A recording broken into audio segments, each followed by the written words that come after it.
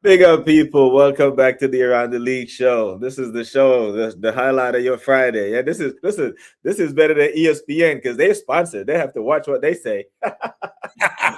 Here, we can talk about it all. You can get all of it uncensored. You know what I mean? And big up to the broski Gianni, man. I know you seen bro on the Shane Gunas channel earlier. That's gonna be a weekly battle with him show. Yeah, that's called the Weekend Look Ahead. Uh, I don't know if it's going to be weekly. Definitely every couple of weeks or so. Yeah, because we've Okay. been starting to get consistent with that. But Yeah, yeah, thoroughly enjoyed that. And from there, you saw Broski over by the other Broski, Aaron Talks Arsenal, and now he's here. So you get some more Gianni. So big up to everyone that's locking in. It's the first of the month, people. So make sure that you pay your rent, make sure you pay your mortgage, your car note, all the things that you work hard to pay. So here you just all you got to do is pay your rent. Just hit the like button and subscribe to Gianni's channel. It's in the title of the video. But what you telling me, Gianni? You good, yeah? good. I was actually going to ask you how you feeling about them Knicks. I know you got to be. I see you wearing it.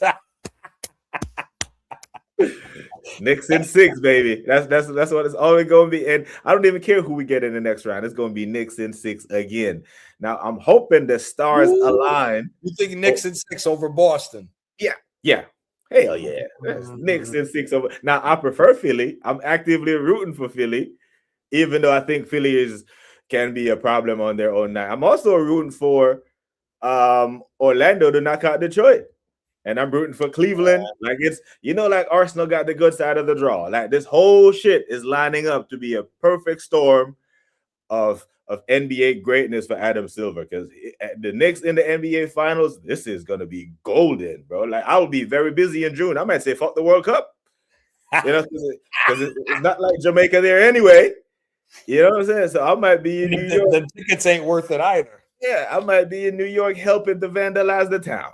You know what I mean? Because we're the New York. Listen, Knicks fan. When it comes to the Knicks, we've seen the Yankees win trophies after trophies. Yep. We celebrate, and it's all good. We've seen the Giants win 2 Super Bowls. It's all good. The Knicks, we don't win anything, but it's the only thing where the city officials actively promote the vandalism. Like they want us to go outside and tear the city up for some reason. Yep. They love us. It's man. New York, above all, is a basketball town. Yeah, New York, for anybody that doesn't know, New York is basketball mecca. Yeah. Basketball is all New York. Yes, there's great players and there's other cities that have put in the work, but that's New York is basketball ground zero. And if the Knicks win, that city will burn to the freaking ground. Right. I'm telling you, man, I'm ready for it. Now, but last night when I looked at the damn scoreboard at halftime, we had 83 points. Yep. I was like, what? And then Atlanta. The over hit halfway through the third, I think. Halfway through the third or almost towards the end of the third, the overhead. I was like, holy shit. Yeah, we had 83 points at halftime. They had 89 points in the entire game. Yeah. So like, cool. I can deal with this. This is a good day. We'll sit and we'll wait on Boston or either. I seriously believe we beat either one of them, because the thing with Boston is they just jack up threes, bro. And this is how Philly they jack up threes. If they hit them, it's a 40-point game. If they don't, you're in it and you have a chance. They did the same shit against us last year, and they could be shooting themselves out the damn tournament. You remember what was that? The 2018 World Cup when Spain got knocked out and they had like 600-700 passes? That they literally just passed the ball. They passed themselves out the damn tournament. I think it was Korea that knocked them out or some shit. I don't remember, but they got knocked out the damn tournament. It might have been 2018. Yeah. And it was, yeah. So it's like that with Boston still. Yeah. They just jack up a bunch of threes, man. If Jaylen Brown and Tatum ain't doing nothing, they're beatable. That's it. It's them two guys. Yeah. It's them two guys. Yeah. Joey Crawford? Yeah. I thought it was I think it was gonna be what's his name? Scott Foster? I don't know. Oh. Either way, we'll touch on it in a minute, because it's a talking point. If he's up 3-0 and he make this slip away, yeah, they're gonna crash it on him. Big up to LFC Monster. I mean, what else? Okay, not to like sound dumb, but what else? Nothing is going to remove him from being the third best player of all time. No, it's not. But whenever they get a chance to crash it on LeBron, you know what Oh it is. yeah, 100%. You know what I'm saying? So because it's never happened before. It's never happened. Not in the first round, yeah. Yeah, a team has never been up Oh to yeah, no, not in basketball, yeah, no. it's never happened. Never So happened, if yeah. this happens on his watch, Oh no, it's over with. Yeah, it's the over. people who goddamn Prome, holy sheep shit. Big up Prome. Big up to Prome gifted 20 memberships to people that I didn't even know still was subscribed to the channel. God damn. Hey, big up to you, Pro man. Big you up. If I can find my applause button, we will give you your round. There it is. W's for Pro in the chat, people. You're far too kind. But yeah, man. So the goodbye to the Suns. Goodbye to the who else is out? The Hawks. Bye to the fucking hell, man. The Blazers. Blazers and bye to the Nuggets. And yeah. So, you know, for everyone who follows the Cronkies and know that they have Jokic and Denver, and we talk about Saka's 300 a week, turns out to about 15 million. Mm-hmm. Well, Nikola Jokic makes about $55 million. Mm-hmm. And so that's about 50 million pounds for a first round exit. So if you want to take that and measure how these Cronkies operate, they're going to make that money back anyway, and none of them fuckers are going to cry. You know what I mean? That one championship that Denver won, they're going to live off that they're going to ride that for the longest. So Mikhail's 15 million a year, Bukayo Saka's 15 million a year is nothing to them. And if they only got to pay those stars 15 when this star is costing them 55, this is why they get away with some of the stuff that they get away with. You know what I mean? But yeah, man. Did you catch any of that Denver? I wasn't surprised by them getting knocked out by the Timberwolves, to be honest with you. I thought Denver throughout the regular season started to show signs that this little project or entity that they have together was starting to come down. I think there's going to need to be some refreshment at that team as far as switching some players out. I think what they had over there is slowly starting to kind of like how we saw the Pistons. The Pistons finally got over the hump when they beat the Lakers in the finals and they were consistent, but you saw year in, year out, there were times where they were going downhill where, they kept going to the Eastern Conference final, but you knew they weren't going to get over it. I kind of see that with the Nuggets too a little bit right now. Yeah. You know what? Plus, I'm a huge fan of Ant, man. I'm a huge fan of him. And that's why I was shocked. I was utterly astounded. And here's why. Ant-Man's out, right? Dante DiVincenzo, great defender, on the perimeter defender. I miss him in New York. Pops his Achilles, yeah? Yep. The guy that showed up the other night and had 43 that won him game 4. I think you guys drafted him. Yes. Yeah, I think the Bulls drafted that guy. Now he plays for. He had an illness. So that man was missing 3 of the main players, and then they still was able to bust Denver's ass. So Jaden Daniels is like that brother there. I see bro talk shit to Joker before, during, and after. I'm like, this kid has made himself some money and made himself a household name. So you think Joker's name got thrown into conversations prematurely for the big man? No. You think he is up there with the big man? Because if I'm naming the 5 best players in the league right now, he's in it. Right? Yeah. He's in it. The 5 best players in the league right now, just off the top of my head, I'm going Luka, him, SGA, Wemby, Ant-Man. Yep. Okay. But I'm hearing there's some pushback now that his name was prematurely placed in the name for the most skilled big man of all time. Because I think he's really skilled. I think he's one of the best passing big men I've ever seen. Best skillful big man? No, because he's not. I'm not taking him over Tim Duncan or the Dream.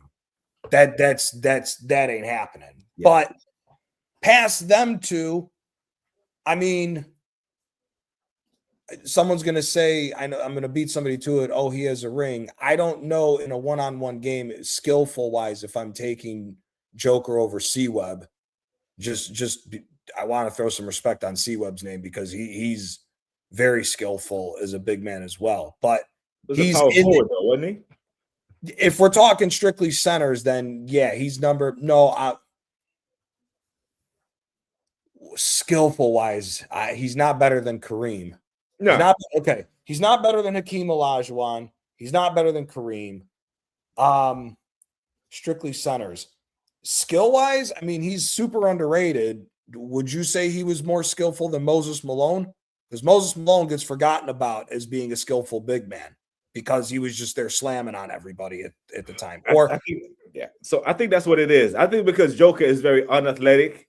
Yeah, he's built like a watermelon. You know, he's not very cut up or but Moses Malone was very athletic, could do all the 360 and Jokic isn't very flashy, but he passes the ball so well.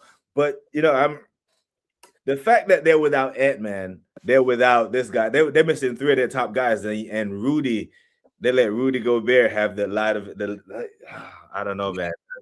The same way like Bron is gonna hold some corn if he let this lead slip away to Houston. I think Jokic is already holding the corn anyway, but Jamal Murray was shit. And Gordon was out, so good. But you know how it goes when you're a superstar and your team gets bounced out in the round. It's a mad one. But Michael said that was 2014. That's Spain. Okay, so that was in Brazil. That was the Brazil World Cup. Okay, gotcha. But yeah, man, it'd be a riot. Like the schools. They will close New York City down for 2 weeks if the Knicks win. People don't understand. New York's again. Yeah. You see the Yankees. I was there when they won in 2009. It was really just the Bronx. Mm-hmm. The rest of listen, New York is a Yankee town. The Mets, the old saying is you got to be a crackhead from Queens to be a Mets fan. Okay. So New York will always be a Yankee town. But when it goes down, people celebrate, but it only really goes down in Boogie Down Bronx. That's about it when the Yankees win. The Rangers, pockets. The Islanders is just Long Island. It's the Giants are the big. It's a Giants town as well, but it's only pockets of where they'll go crazy for the Giants. If the Knicks win, people don't understand an area of 13 plus million people will burn to the ground if the Knicks win the NBA final. Yeah, it's if you live in New York and you drive, like don't leave your car on the side of the road. That like pay park in South Jersey because it's going to be upside down. You're not safe in Newark either. That's just going to be upside down. Big up to Suge. Big up to Gianni Tyler in the chat. Hit the like and stuff. Time to blow up the Nuggets. And I'm happy to come get a few pieces that we need. So by we, he's talking about the San Antonio Spurs. And they have Ant-Man in the next round. Should he get back from the hyperextended knee? I don't think he'll play the first couple of games. I think they're gonna give him the superstar treatment. Gonna have to make sure that he's good to go because they confirmed it was a hyperextended knee for Wemby. Yeah, no, not for Wemby, for Ant-Man. For Ant-Man, the only games Wemby missed is when he that concussion protocol. I thought I heard he. Okay. Yeah, somebody else. No, if it's hyperextended, he's out for the first 3 games, so it might be over by then. Okay, so it was Russia. It was goddamn 2018. Yeah, I remember they passed themselves out the damn tournament. They had like 80% possession and couldn't score and got put out. Yeah. Okay. Hey, Russia was lit that World Cup. They were actually pretty cool to see. Yeah. Hey, you know what? Like, you mean like the team or like hosts? The hosts, they did well, and the team actually played well. They got a couple of upsets in that run they had. I know Spain was one of them, but did they get to it was quarterfinal? They lost him, but wasn't it like on penalties? They ran whoever else they got close to. Russia was the left-footed guy from he was originally from Real Madrid's youth academy was carrying them. That Cheryshev. They were real good. Steph is not better than LeBron. Wow. Sorry. I don't care if you're a Warriors fan or not. Steph's not better than LeBron.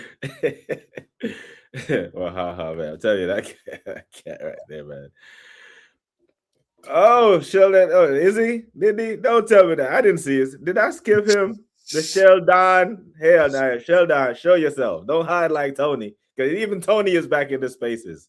Tony is back. I haven't ever heard from Tony Claude? Yeah, he's back. He's back streaming. He was streaming with Oregon Goon today. Big up to Realist Lou. Knicks will be in the finals. Thunder coming out the West. Thunder will repeat. Shy back-to-back finals MVPs. So I hope not. if it's that, we have no chance. Knicks against the Thunder is like Arsenal versus PSG. We have no chance. Yeah. Against Bayern, there's a smidge because they have Ooper Maguire. Yeah. Yeah. They have Ooper Maguire. And it could be, just as long as he's back there, he'll gift us a goal. He'll do a Kanate. He'll do some clumsy shit. Bye Denver, man. They're a part of there. Yeah. So, bro, like the Atletico Madrid game, there's been a big old stink about the performance, the pens. Like, we know it was going to be a downgrade from what we saw the night before, right? Because what I think people are overlooking too easily or way too casually, like, there were 2 penalties in the Bayern PSG game as well. Yep. No one cares. You know why? Because there was 9 other fucking goals. You know what I'm saying? And that's how football was meant to be. Like, penalties and dodgy decisions are gonna happen. Yep. If you a top big boy football team, you pack that in, and then for example, when we went to Anfield, supposedly I scored the Worldie. Okay, that Worldie should have made it 2-1 us. Yes. That's how I always look at football. Always expect the decision to go against you, or you to have some bad luck and you play. Right. So Bayern did the thing. They're all eyes on us. And first half I thought we were decent. I didn't think we were too bad. And Capia could have put one in the top corner. I think Odegaard missed a great chance that Gyökeres set up for him. For some reason, they took that shit out the highlights. I can't find it. It's on Instagram, but if I go on CBS Sports Golazo, they show everybody else's misses, but him. Me and Shane were talking about that too. Unbelievable, the bullshit. And then it seems like another coach just worked us out at halftime like they normally do, man. Because I think second half, especially the first half of the second half, they were all over us. But as you think about that game, other than what you've publicly said about what you think of it already, is there any positives we can draw for the second leg, right? So if anything at all, if I did my damn Thanos snap and say, boom, weekend, what you saw from that you can carry on to the next one, lineup wise, tactic wise, anything. There are positives to take away. The problem is that we still have the same manager. I mean, what pissed me off about that game was, did you notice all the space Martinelli had to be able to run into if he actually took on his man instead of being a zigzag man? I just don't get it. I don't get it.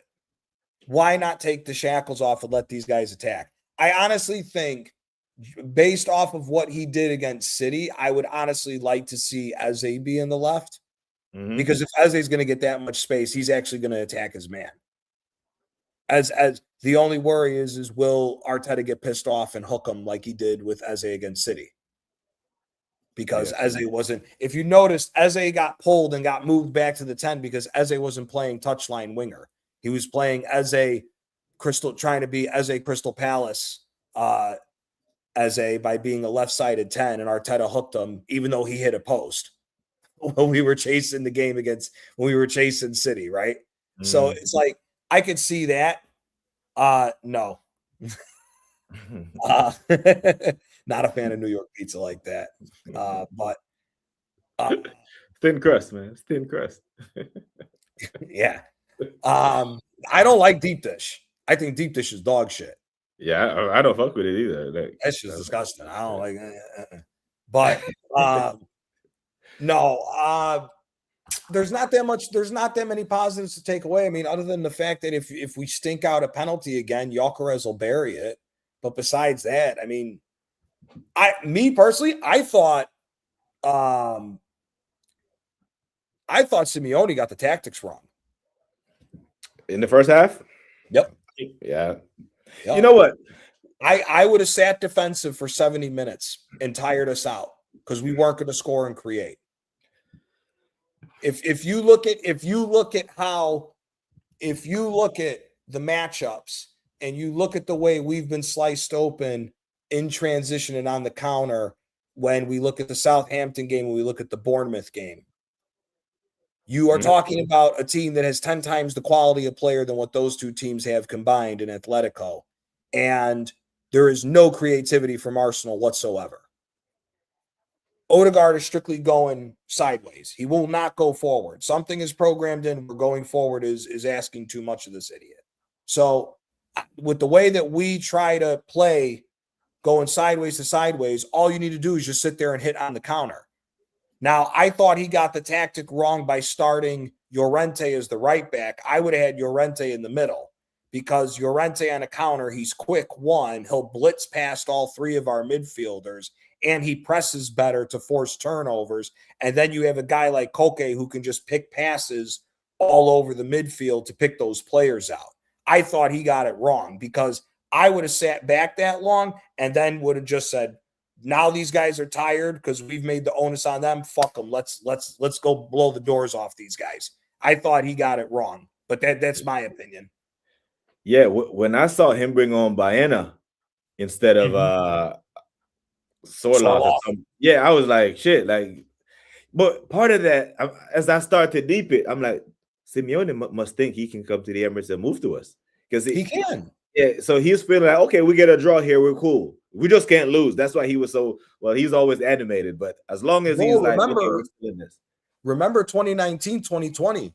Everybody talks about Anfield on Champions League nights. He went up there and smoked and beat Anfield. I remember that. Had stuff out here. Yeah. So if there's anybody who can stink it out anywhere and get a win, it's him. Yeah. He's done it too many times. He's done it too many times. So it's for me, I think my worry is he's going to do I think he will play the way I just said this coming game. I think because he knows we're at home, the onus is going to be on us to go forward. Because if we allow them to play and we sit back and defend, if one goal goes in for Atletico, we're going to fall apart because the stadium will become so flat and toxic. You know I'm telling the truth too.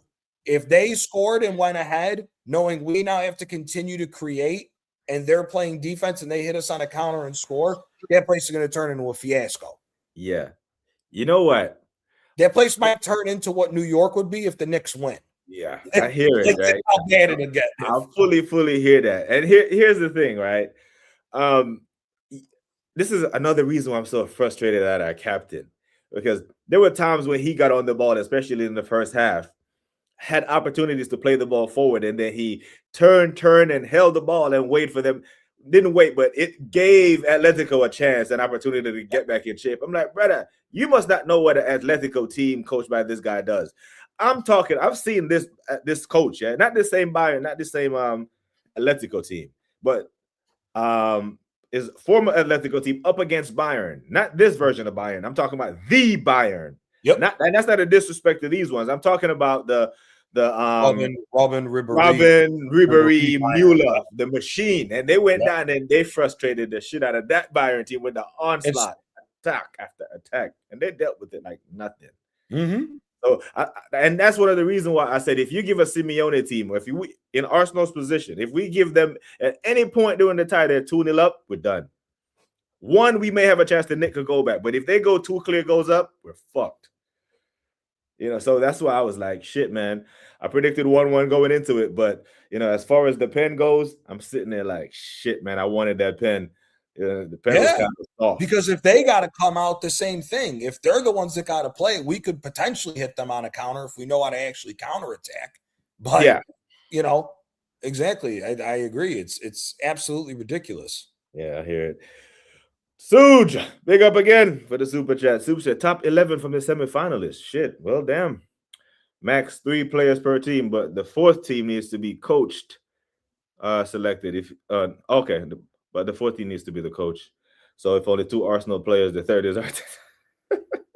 Are we talking everybody's 100% off of everybody's team? Who's missing that's a key player for any of these big teams though? I think most of their players are fit still. But it's defensive players for Arsenal. There's Yeah, no attackers getting in. Who's the best remaining goalkeeper? I'm still going with Neuer. We go with Neuer still at 40 years young. Tried and tested. Tried and tested and done it all. Okay, so we say current squad. Current squad as is. Okay. Neuer in goal. See, this is why I ask because Timber's hurt. Yeah. Timber is not fit, so it's Hakimi, in it. Yeah. So actually, yeah, no. What am I thinking? I'm taking Hakimi over Timber, anyways. Yeah. Matter of fact, if we sign Hakimi, I'm moving Timber to left back. That's No, I would move Hakimi to left back and just say go forward. Okay, I'm cool with that.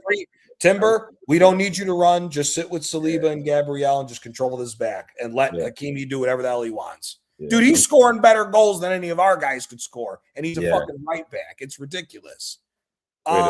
Wait a goddamn minute. Wait a goddamn minute. Did he say Upa over Gabriel? No, that's the fuck. Like, hey, Mr. Kus, are you all right, brother? Is he all right? Yeah. So, okay. Gabriel and Saliba are R2 for Arsenal. Right back is Hakimi. Left back. Man, see, this is Nuno. It's Nuno, isn't it? Mendes, right? But here's the problem. He's talking about you need players from each team. So you got two. Okay, so 2 for PSG, 2 for Arsenal. Yeah. So we got the back line. Yeah, and then we got a Bayern player in goal. Yeah. And a Bayern player in goal. So now midfield. It's got to be Vitinha in the 6, isn't it? Vitinha's in the 6, but that's my thing. Do I take Hakimi off? You know what? I'm taking Hakimi off. I'll put Marcos Llorente as the right back because I'm putting Vara at the left wing. So I'll go with Mendes, Vitinha, and Vara is my 3 from PSG. And then I'll go Saliba, Gabriel. We still got Neuer. The other midfielders, shit.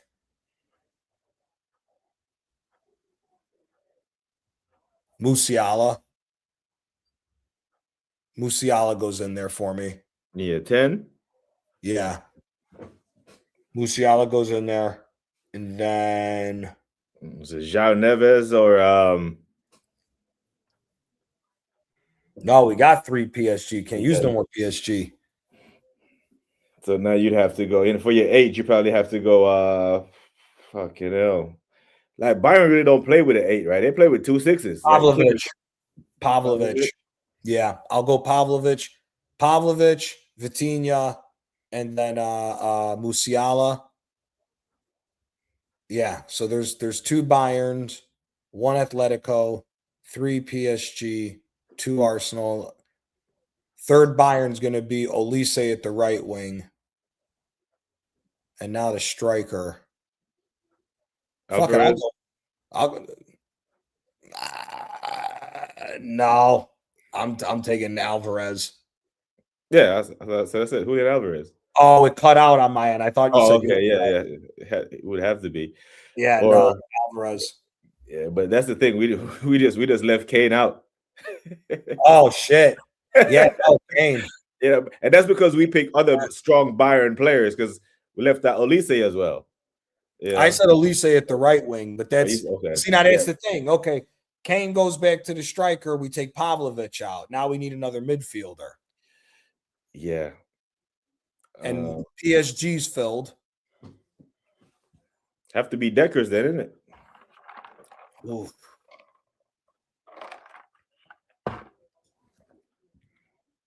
You know, somebody got to.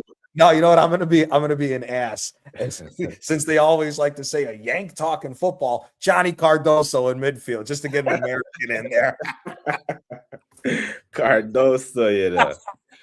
Yeah. I wonder what Poch has up his sleeve for this tournament, you know, because normally the World Cup will have like home country advantage. I don't think it doesn't exist for the men's national team. Like, we suck. They don't have any home. Like, you notice that whenever in a CONCACAF match, USA and Mexico playing, they try to go as far north up as possible. They go up to like damn near Canada, and the Mexicans still travel and go fucking outsell them. And they travel well, they're like Knicks fans. Like the Mexican national team, man, you hear all those damn Knicks fans in the damn Atlanta last night. And I thought Atlanta was New York for a half a second when it started. It looked like fucking 80% Knicks fans down there. I was like, what the hell happened here? And this is why I want Philly. Because when we travel to Philly, it's a home game as well. Yeah, it is. Even in the playoffs. Philly's technically a suburb of. Yep. So we packed that motherfucker with orange and purple. So, but Boston Garden, it gets kind of hostile up there. You might have you travel at your own risk if you're a Knicks fan going, because it can be mad one. The fact that we let Grisu get some in that second half that speaks how knackered we are. Yeah, man. And I'm having flashbacks of class, man. Atletico knocking us out to the damn Europa League with 10 I was just going to ask you about that. Is do you get any? I got some vibes from that game. That's what I was also going to say. I'm getting some vibes of that same thing. That they may get a 1-0 on us and just stink the joint out and just wind the clocks back and become old school Atleti for 90 minutes. Yeah, man. Because Castiglione was so shit that game. He was and he was supposed to be our best defense. That's one of the worst games I've ever seen him play for us. I don't think anybody that we signed in that period from defense is in anywhere close to the top 20 defenders in Arsenal's history. Yeah, not Colcioni, not Mertesacker, not Mustafi, none of them fucking bums. Them guys may not even be top 25, 30 best Arsenal defenders, if we're being honest, man. Yeah, we had some trash. It was Bellerin. I'm seeing. Did you see Bellerin scoring against Real Madrid the other day? Yeah, I was not happy about that. Man scored against Madrid and pretty much handed Barcelona La Liga. Yep. With that loss. I'm like, this brother look like Zoolander. You ever seen Zoolander with the I was like, what the fuck is this brother on, bro? Man is interested in everything other than football. If you trimmed the mullet with how his hair is, he kind of looks like Ace Ventura, Pet Detective. Yeah.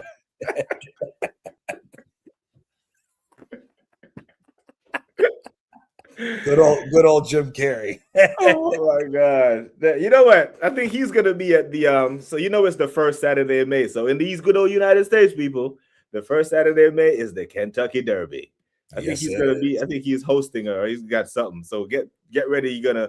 Your girl got one of those hats, one of those Kentucky Derby hats. Yep. Triple Crown loading. Like who's their favorite? You follow it? Not really closely. It's just a fun day out because like over here we got my buddy's got like 108-inch or something crazy TV screen that he puts out, and we just have a huge derby party at the bar. The old timers over here gamble like crazy on horses still. It's still like the 1950s over here with that shit. It's insane. The Kentucky Derby, man. But yeah, man. Have you ever gone? Nah. Oh, bro, you gotta go. It's a fun day out. Yeah, I bet. I just see that it's like Halloween in May, but for women. You know what I'm saying? Because they dress those fucking. And some of the guys too. You see some crazy, it's guys coming up with. You remember who's the old NBA announcer that used to do the crazy suits? Oh, Craig Sager. It's basically a bunch of Craig Sagers too. Yeah, they get crazy with the suits, but as far as the partying, it's insane. Yeah. It's absolutely insane. Gabrielle's away. Man. When he don't fuck with a player, he don't fuck with a player. Dembele, listen, he's gonna be a problem now. So at that 5-4, what you looking like now? Did your opinion tilt either way? Who's gonna come out? Who's gonna be in the final from that side? PSG. I think PSG does. You don't think Bayern gonna put belt to ass because for the first 20 minutes, I don't think that game is gonna be 0-0. I think that shit's gonna be open, just like. Well, they ain't gonna be a 5-4. No, I don't think. I don't know if it'll be as open. See, here's the thing. I think PSG. I think Bayern caught PSG lacking when they got that third goal because they needed that. Because if they didn't score that third goal, the way that game was looking, PSG was going to start hitting stupid numbers on Bayern. And you'd had a question about is Vincent Kompany getting sacked at the end of the year because he just got embarrassed in the Champions League. So I don't know, man. I think Bayern kept it close. Could Bayern kick the heritage in and go and win? Yeah. But the way this PSG team plays, bro, is scary. That offense is 100 miles an hour for 85 minutes a game. They are relentless. It is just insane what that team does. And then it's like, even if you take one of them off, you still got Barcola coming in off the bench, who's now finishing chances this year. Like, they just don't stop. And you got Fabian Ruiz coming off the bench. Like, it's a pleasure to watch them play football when they're on. Like, I like watching them play football because they're just insane. But, yeah, no, my gut feeling is telling me that PSG sees it out. That's what my gut's telling me. Yeah, because Walt Clyde only announces for the Knicks. The question was, who's the NBA reporter? That's why I say Craig Sager. Well, I know what he's saying because Walt Clyde does wear those crazy blazers as well. But he didn't work for TNT. He works strictly for the MSG. Yeah.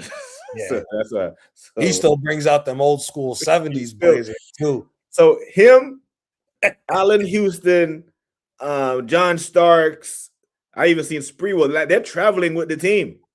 They were in Atlanta front row, like them, man. They're traveling with the team, and I don't know if Latrell Sprewell is the right person to be traveling around. Yeah, you know. Imagine if PJ Carlissimo's calling the game. Yeah, his ass. I'm just saying in general, Spreewell's got hands for a lot of people. Yes. Oh, Spreewell, man. Oh, Spree. But I'm happy for us, man. I'm happy that we're in the conference semis, and if I think it's a better series if we get Philly, because Philly actually has personality. You know, like the Boston, they're boring as fuck, man. You know, I don't want that. Plus, I think they're better than us. You know, so I don't fuck with Boston. Even though I still think we can beat them, I think we have a better chance at beating Philly because Joel Embiid's going to play 2 games and he's going to break down. He's playing well now, and it's all good. But by mid-May, that motherfucker's back in crutches. What was that thing you said? Fair or foul? Yeah. Is it here? I got one for you. Sure. Am I foul for saying that Joel Embiid is in a conversation for top 10, top 15 most overhyped draft picks?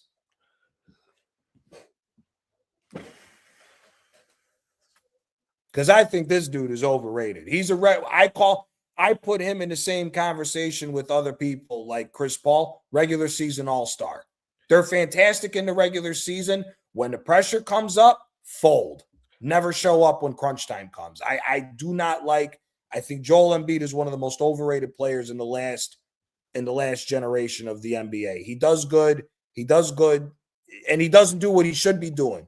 If Joel Embiid was old school with his footwork, if he stayed down low, Joel Embiid could be an old school center that's still picking 30 a night because nobody could hold him in the hole. He gets too comfortable taking these jump shots and he shoots himself out of the gym. I will say foul, and here's why I'll say foul. Okay. I'll say foul. It's not a crazy take, but I'll say foul because shit, he has an MVP. You know, shit. I know, but he has an MVP, and because I can name so many busts that there's no short. There's a litany of guys who. I'm not saying actual bust. I'm talking about overhype. Overhype. Bust and overhype are two different things. Fair. Because the way people always hyped up Embiid, Embiid does this, Embiid does this. He never comes through when it's asked for him. It never comes through. That's the reason why I say hype, not bust. No, there's about. I think if you and me actually sat back, we could fill the rest of the show with maybe 100 busts. Yeah. If we thought about it, I'm saying hype is if people put him on that pedestal of top centers and he's been in the league for a while and everything else, and they hype him up like he's something that he ain't. Yeah. He gets put in conversations that he doesn't deserve to be anywhere near. That's the reason why I say hype more than bust. Yeah. So the fair part of it is when you highlight the fact that he has the talent and has the requisite skills Right. to be great. So that is fair because then when you have the requisite skills, the expectation is put on you. And then you have a franchise like Philly who has it may be the wrong pieces, but they have put pieces around them. A lot of pieces. They have fucked themselves, unfucked themselves, fucked themselves. Yep. Right? Because I remember they had Jimmy Butler on that goddamn team. Yep. James Harden. Yeah, they had Tobias Harris, James Harden. So they have put players around him, and now it looks like it's a rookie and a 22-year-old Tyrese Maxey that's carrying the team. And when no one expects anything of him, like they're down 3-1 to Boston and no one expected anything, he comes. Right. Now it's the game 7 pressure in Boston. Exactly. Watch him tomorrow night. He'll stay out on the 3-point line like he always does. In the big games, you ever notice he doesn't go in the hole. He's worried to bet. He's worried to bang. It's like, dude, you're a big dude. Go down there and be the boss. That's what you're supposed to do when you're that big and that skilled. Yeah. Unless they crumble defensively, PSG should take this. Hakimi out, Nuno not 100. I mean, so Bayern should take it then. Right? If you're saying if Hakimi is injured and Nuno Mendes is not 100, then it should be Bayern that you say that's going to take it. Yeah, that might be what you mean, right? Because like Bayern will. All right, so fair or foul? Mm-hmm. Was the attack what we're hyping it is, or was the defending just shit? No, I think the attack is what it is. These are the two best attacks besides Barcelona on their day. Who's got a better attack than these two? No, it's them three in world football. It's those three teams with the best front lines. Yeah. But I look at the Olise goal, right? I see Olise pick up the ball, and there's 4 PSG players around him. He runs 3-4 yards in this, and there are 4 PSG guys in the frame, and no one stops the ball and puts a tackle. I was like, what the fuck is going on here? And the defender for that set piece on that Upamecano goal was terrible. Yeah. Hakimi's on a yellow, not Hakimi. Marquinhos was on a yellow, so I understand that one when Luis Diaz cooked it, because if he touches Diaz, he's off. Marquinhos is overrated to begin with. Let's just be honest here. Listen, I've argued with people on here when I was saying that. You remember when we were talking about before Gabriel got hurt at the Emirates? I'm saying, Gabriel, you're going to the World Cup. Stay your ass in London. You don't need to audition. You are there. Yep. People in the chat, no, Marquinhos. I'm like, what? I'm like, bro, if Gabriel is fit at the end of the season, he's starting for Brazil. He doesn't, and Brazil, they had already qualified. So, like, yeah, I've argued with people about Marquinhos being nah, bro. If Gabriel is fit, he starts for Brazil. Marquinhos has been overrated since God knows how long. Like, I'm sorry, Marquinhos, he doesn't. Okay, the caveat to Marquinhos is that when PSG was trying to do the whole Galactico thing, all the guys that were forward would never come back to help out the defense because they were all superstars and causing all that fucking drama that was going on, right? But even when there were the times where PSG was playing as a cohesive unit, Marquinhos was always the guy that was out of position. He was always out of position. He's never been that good of a defender. For me, I just think the skill level with these forwards on these three teams, I think, is higher than the ability that some of these defenders have. I know Hakimi and Menge, but when you're that free flowing and going forward, you're going to get caught out of position, and good teams are going to do that to you. So I think it's more the attacks are that good than the defense being that shit. My personal opinion. Yeah. You know what? When I look at those two teams play, because Company wasn't on the sideline, I think he was serving the band up in the rafters, and he couldn't have no comms. So I'm worried. I'm thinking, not worried, but I'm interested to see, or I think about how that would have affected the game, because if he wanted them to lock up shop at 5-2 and do damage control, how would he signal that to the team? Because normally, in his pre-game talk, you're not expecting to be down 5-2 if you're Bayern Munich. I don't think this was a scenario that he planned for. Nope. So, but if his instructions were, if we're down, keep going, because if we get back to the alliance in this tie, I think we have a shot at beating these men. Because at 5, you think they could have came back from 5-2? No, I didn't think they were going to come back. I thought what about 5-3? If they were going back to Germany 5-3, you think they'll still have a shot? No, I think the fact that it's 5-4 is the reason why. They're going to have to go for both PSG. I mean, PSG is going to want to go forward because that's the way they play, but necessarily it's all on Bayern. Yeah. So if Bayern screw up going forward, it's because they had to do it. So PSG can pick off goals that way. And with the way these guys at PSG are playing it, that looks like that won't be a problem. Mm. You know? Yeah. Yeah. You know what? I just think both teams are going to score, and I just think Bayern, they're going to run out of time. You know, That's kind of where I'm at with it. I think PSG goes in and gets the first goal at the Allianz, in my personal opinion, and then Bayern's just going to start sending waves. yeah. And if they get a goal, they're just going to continue going. But I just think PSG will nick a goal from somewhere. Yeah. I'm excited as a pig in shit about that game. You know why I'm so excited about that game? Because we will know if we're in the final or not by the time we're watching that game, because we play Tuesday. Yeah. So we could be sitting there like, oh shit, it's gonna be a slaughterhouse here in a couple of weeks when we go up against this team. Or whoo, glad we're out of that shit, because now we're not gonna get the 5-0 the Inter treatment in Budapest. Because what percentage chance do you give us of going ahead in the final? Man, it's for Bayern, I'll say 15. If it's PSG, I'm going to say 5.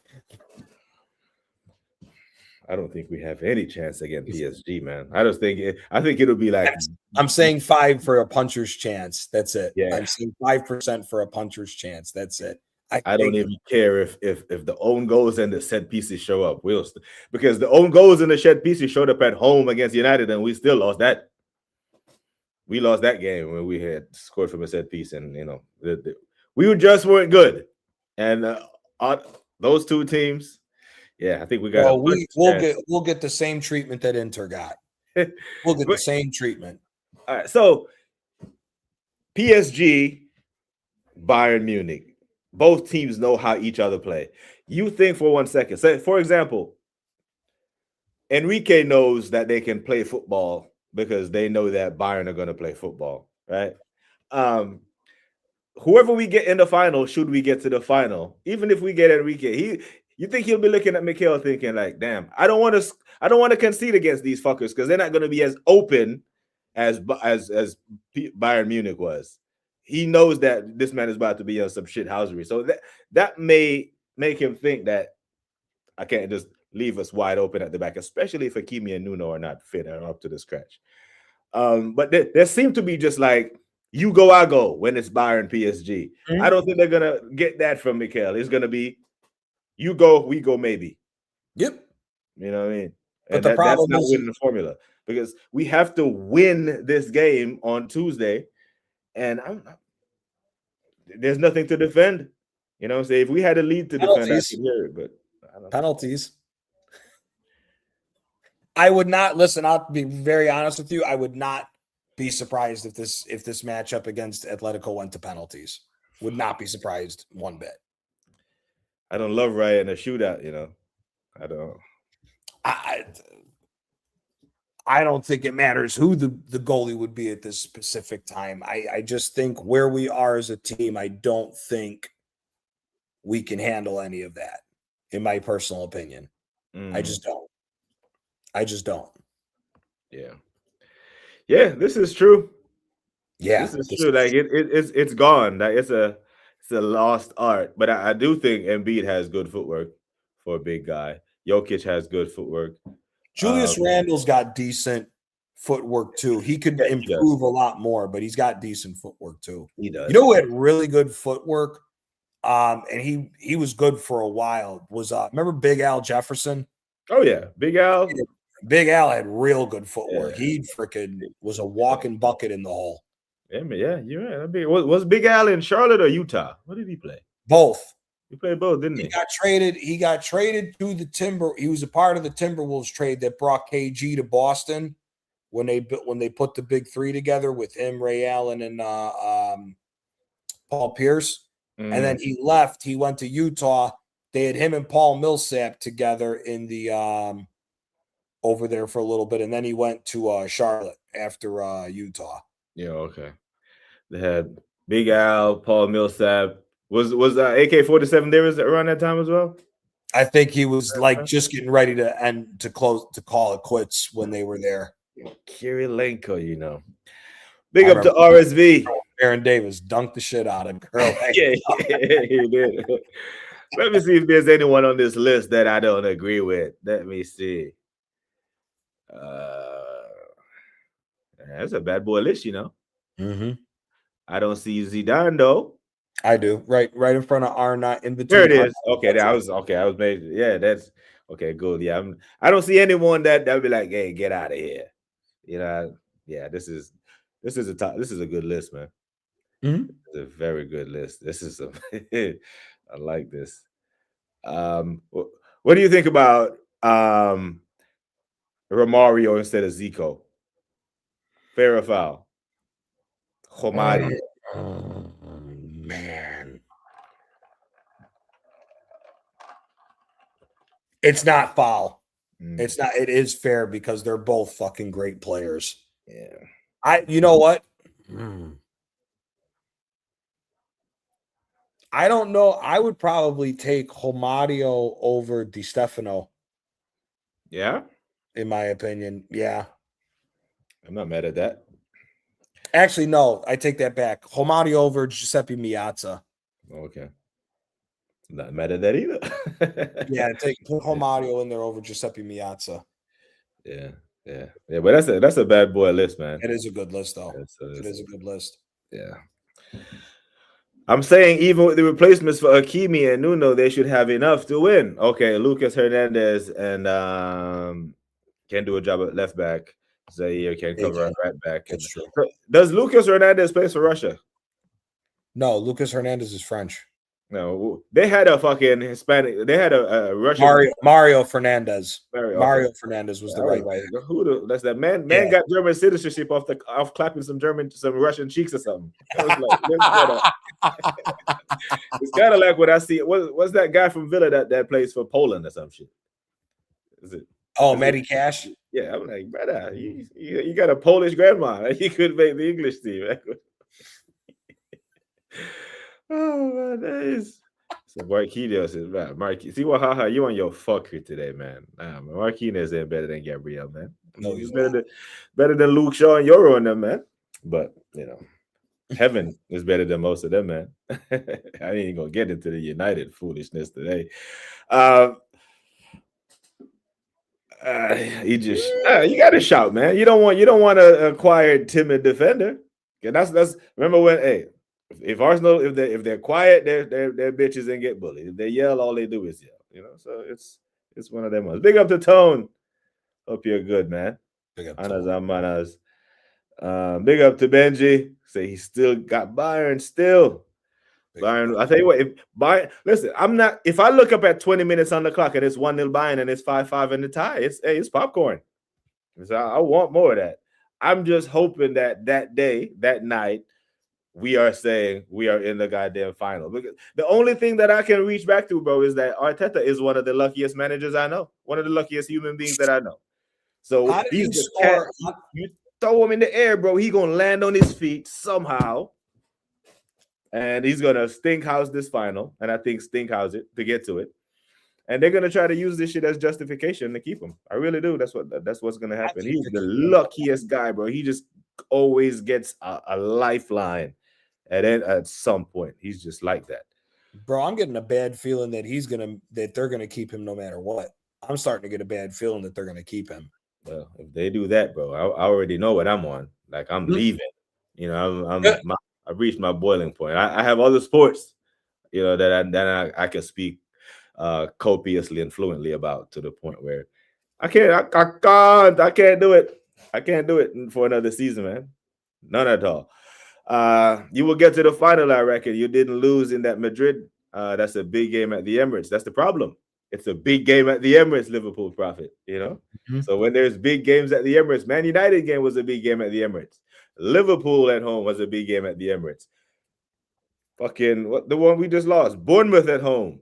Yep, was a big game at the Emirates, and that's what I'm saying. Like the title Donnies win their home games. Yep. Right. So let me give you the loss away at Villa Park. give you the loss at Anfield. At home, United, we scored first. We were up 1-0 in the game before Zubimendi made an assist to Mbumo. Yep. You know, that's a home game. Bournemouth at home, I'm sorry. Bournemouth, I know they're playing well. They've had their moments this season, but come on. In a tighter running, them men go to Anfield, they go to Etihad. In a tighter running when they're playing City, they're getting punched up. But they come to the Emirates and take points of us. You know what I mean? So those are the ones that really annoy me. And those points are becoming critical right now, man. But big up. Nothing new about saying Steph is. Well, I tell you what, I think Steph has revolutionized the game. His impact on the game may be bigger than LeBron. Yeah, because now all the shit that you hate about basketball now, you can put some of it down to Steph and some of it down to LeBron. All this load management shit, even though I made the Michael reference, I was just putting it in context. But this new age, all this, the way they play, the way everyone want to jack up threes. Bro, I saw Rudy Gobert put up a 3. I was just going to ask you that. Like, do you remember Gobert seeing? Yeah. But like back in the day, he would have been subbed out immediately. Like, come sit down. Bro, he'd have got his ass kicked. Yeah, like you just this is a different NBA. This is a different NBA, bro. This is a different era. There's a different era of guys in basketball right now. Like you've heard guys say, like, bro, if we see your big ass shooting a 3, we're swinging at you on court. Like that. It's just a different era of basketball, man. Yeah, that is. But I tell you what, I think I wonder if they'll end up playing together at some point. That's for their last year. LeBron and Steph. LeBron to Golden State. Year after next. I would be so upset if I saw that. Because Steph ain't leaving Golden State. Steph might be the last superstar to do the Kobe thing, where it's just one team. Think every other superstar is going to end up wearing another shirt. I could even see Jokic leaving Denver. I could see Jokic leaving Denver, but I could see Wemby staying full time with the Spurs. I could see Wemby doing full time with the Spurs. I'd be shocked if he left. Like I see Ant eventually ending up with the Lakers. He's that profile of a player that'll speak to the Laker fan base. You know what I mean? I could see Ant going there. I don't see Steph leaving, and I don't see Wemby leaving. Ant leaves. I don't know if Jaylen Brown or Tatum will leave Boston. One of them I think will permanently stay in Boston. I think one of them could potentially leave, but I think one definitely stays. The Wemby shout. I can see a scenario, because you think they get by Minnesota in this series? In this play, you think they get by? Yep. I think if Ant-Man comes back before Game 3, Minnesota wins.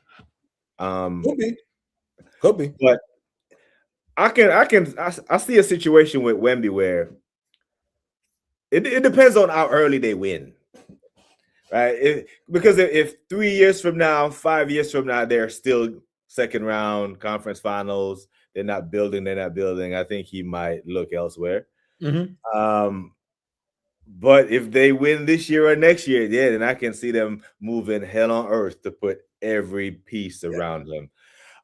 The old San Antonio used to draft very well.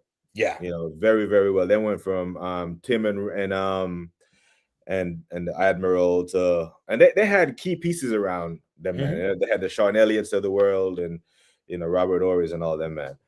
Yep. But they did go some bad times. They went through some dark times as well, because they only won 19 games like a year or two ago to get the number 1 pick to draft Wemby. Yep. Wemby as a young guy, if they're not winning, if he wants to go through another rebuild, because there will be no shortage of suitors. You're going to have teams clearing out cap spaces. You know how teams were clearing out cap spaces in 2010, knowing LeBron was going to be a free agent? Yep. Yeah, and when the money is different now because the cap is, ballooned. Even more. Yeah. I remember what you guys cleared. You guys cleared cap. The Heat cleared cap. Chicago cleared cap. Mm-hmm. Who else was clearing cap? Was Philly clearing cap at Everyone the was carrying that, but it was a massive, massive promotion. Like you went into cities, they had like billboards, like LeBron, like they were playing using taxpayer money to try to do some recruiting thing. It's mad.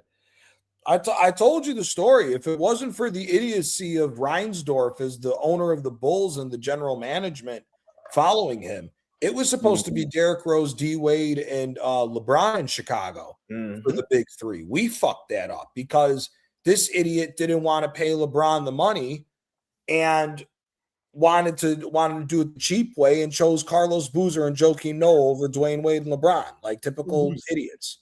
Boozer, you know, like Carlos Boozer.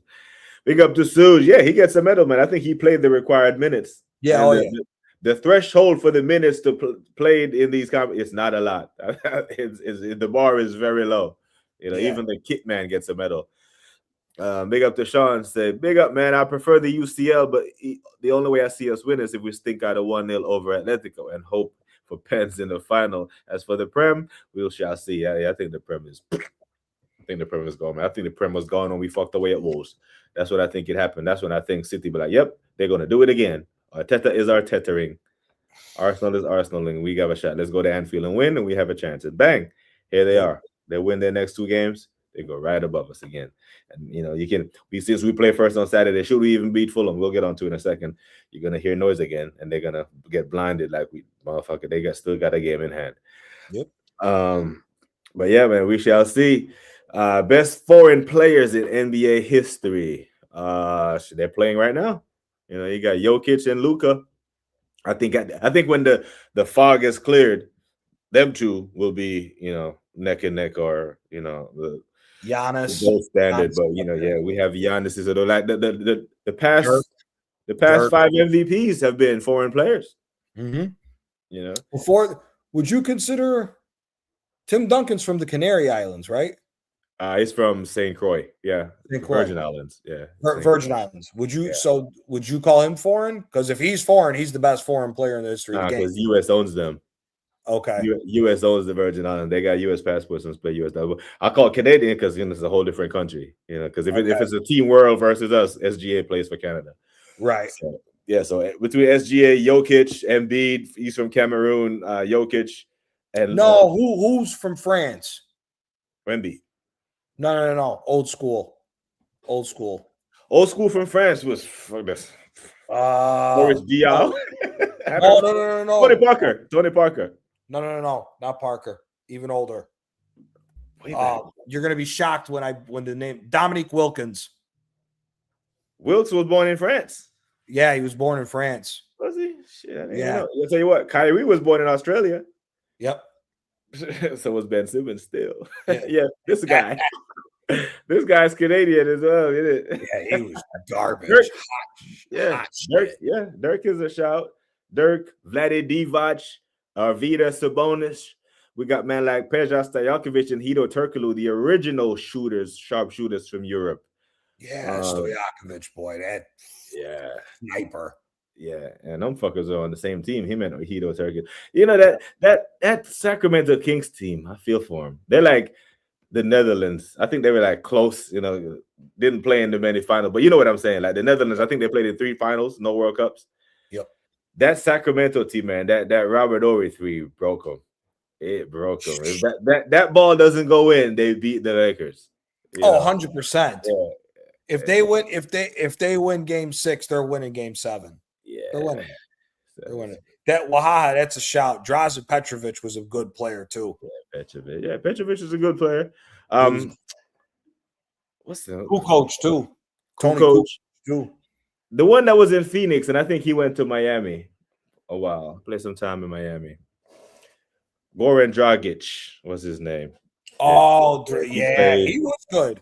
Yeah, yes. Arvydas Sabonis Sr. was a beast. Yeah. Talk about footwork, because he couldn't jump over a piece of paper.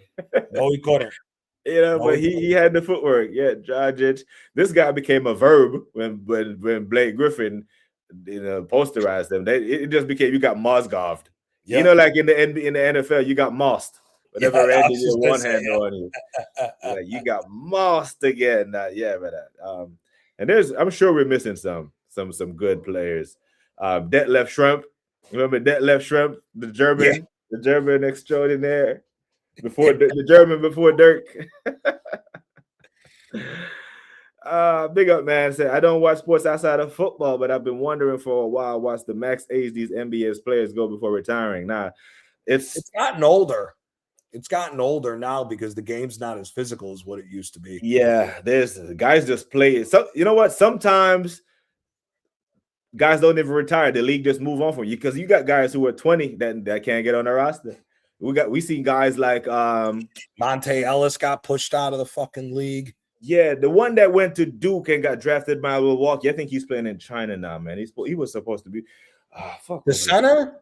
No, he was a guard / wing player, man. Good player, man. But there's so many of them. You got guys like Michael Kidd Gilchrist, guys who were supposed to be good. What was the fuck was that guy's name, man? He went to Duke, got drafted to Milwaukee. I'm trying to remember a Duke player that got drafted to Milwaukee. I don't know if he got drafted to Milwaukee, but he played in Milwaukee. But his name will come to me at some point. But yeah, like, there's no set age, man. It wasn't Larry Sanders. Nah, it's a recent guy. It's a recent. Oh, okay. Jabari Parker, that motherfucker. That's him. Yes, Jacques. Oh, Jabari Parker. Yeah. So those guys are in their 20s, in their prime. Even OJ Mayo, who had skill, had guys just. OJ Mayo couldn't stop playing with his nose. Yeah, you know what I'm saying. So, and there are teams that are willing to put up with that, but you have to be given.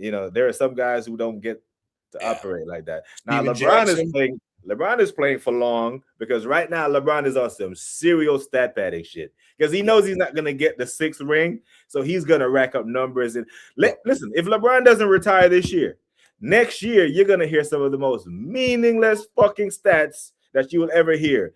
First time a player over 42 scored on 20 points on a Thursday night while he fucked Savannah sideways while Bryce was watching. It's just going to be some craziness that he's just going to run up the numbers because he's healthy enough to do it. That's longevity is his superpower. It's not 6 and 6 and being perfect. Yeah. But yeah, man. But most guys, if guys make it into this league till they're 30 something, they're doing well. Because I see Kyle Lowry come on last night, bro, and that boy looked like he got a gut when he came on for the injury. I'm like, God damn, man, you're a professional athlete, bro. Like, that annoys me about professional athlete. Like, man, I'm required to stay in body fat standards to do soldier shit. You a professional athlete with professional diet and shit. You got you would think he's been collecting $15+ million his whole career. I mean, fuck, he was getting max contracts with Toronto back in the day. Yeah, they do have a good project. I'm not gonna lie, they do have a good project. Young player, young coach, and the thing is, you see Pop now. He looks like what was the guy, the Ninja Turtle guy, the rat? What was the name of the rat?